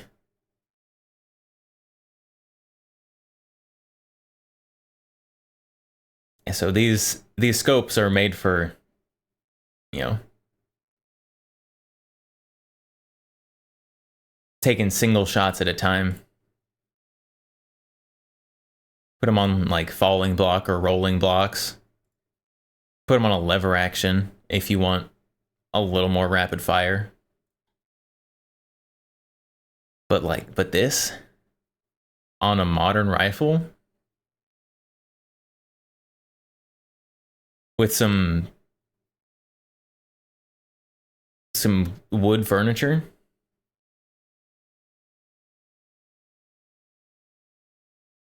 I think that'd be pretty cool. Useful? Good at anything? No. But very cool. Nice aesthetic on a Mosin. On a Mosin. You gonna make a bougie Old West Mosin? You would need a Mosin with the bent handle. Otherwise, you're not gonna be able to cycle your Mosin. The Mosin has a 90-degree throw. You're not gonna be able to get it to vertical.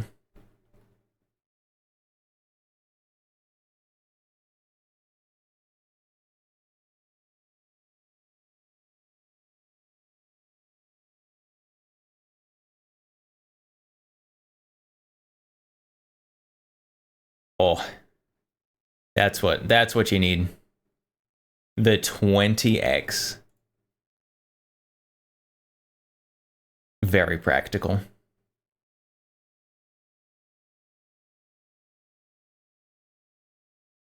I don't know for what, but it was probably really good back in the day on a Sharps rifle or something. What's the site's name? This is Hilux Optics. They also make like actual like modern kind of optics.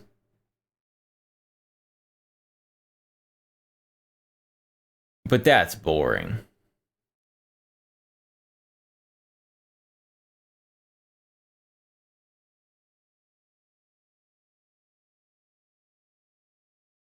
But these guys, yeah, they do make just standard like LPVOs and modern optics.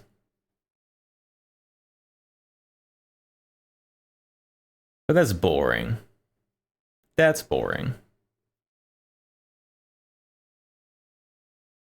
Nobody cares about that. Everyone makes an LPVO, an adjustable rifle scope.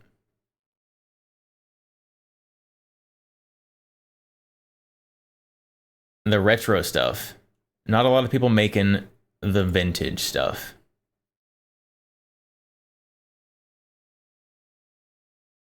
"10X booster eyepiece." Nice.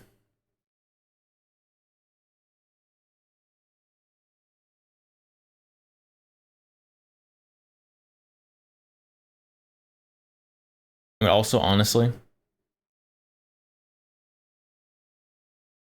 it's probably possible to just build your own tube scope like this out of various threaded pipes and lenses.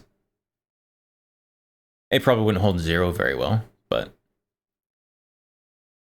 could be an interesting project if you're someone who likes projects.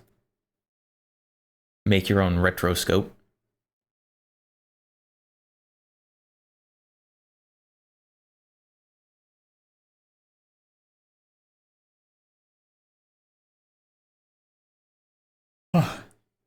Oh, the yawns. You gotta go. See everybody. All right, have a good go. I think I am getting ready to end here anyways, because it's already after 1 in the morning, and I do have a bit of an early start today. So I think we are going to raid out.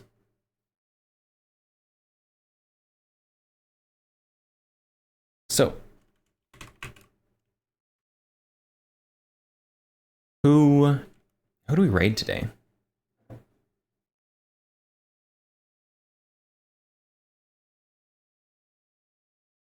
I think it's been a while since we've raided Leaflet, right? We can raid a Leaflet. All right, we are going to raid Leaflet. So thank you everyone for stopping by, hanging out today. While we talked about rotating barrel pistols, and also did some React Andy. I will be back tomorrow. Did I schedule myself on tomorrow streaming? Yes. We will be back tomorrow doing something. What exactly? Oh. Something. So that will be regular stream time. This weekend though, streams are gonna be happening a little earlier because they will be. So thank you everyone for hanging out today. I will see you all next time. Goodbye and good night. Majestic Potato, Matilda, Comrade Nico, Not the BAFTA, Mao, King Panzer, Derez, anyone else hanging about, lurking around. I appreciate you all very much, and I will see you all next time.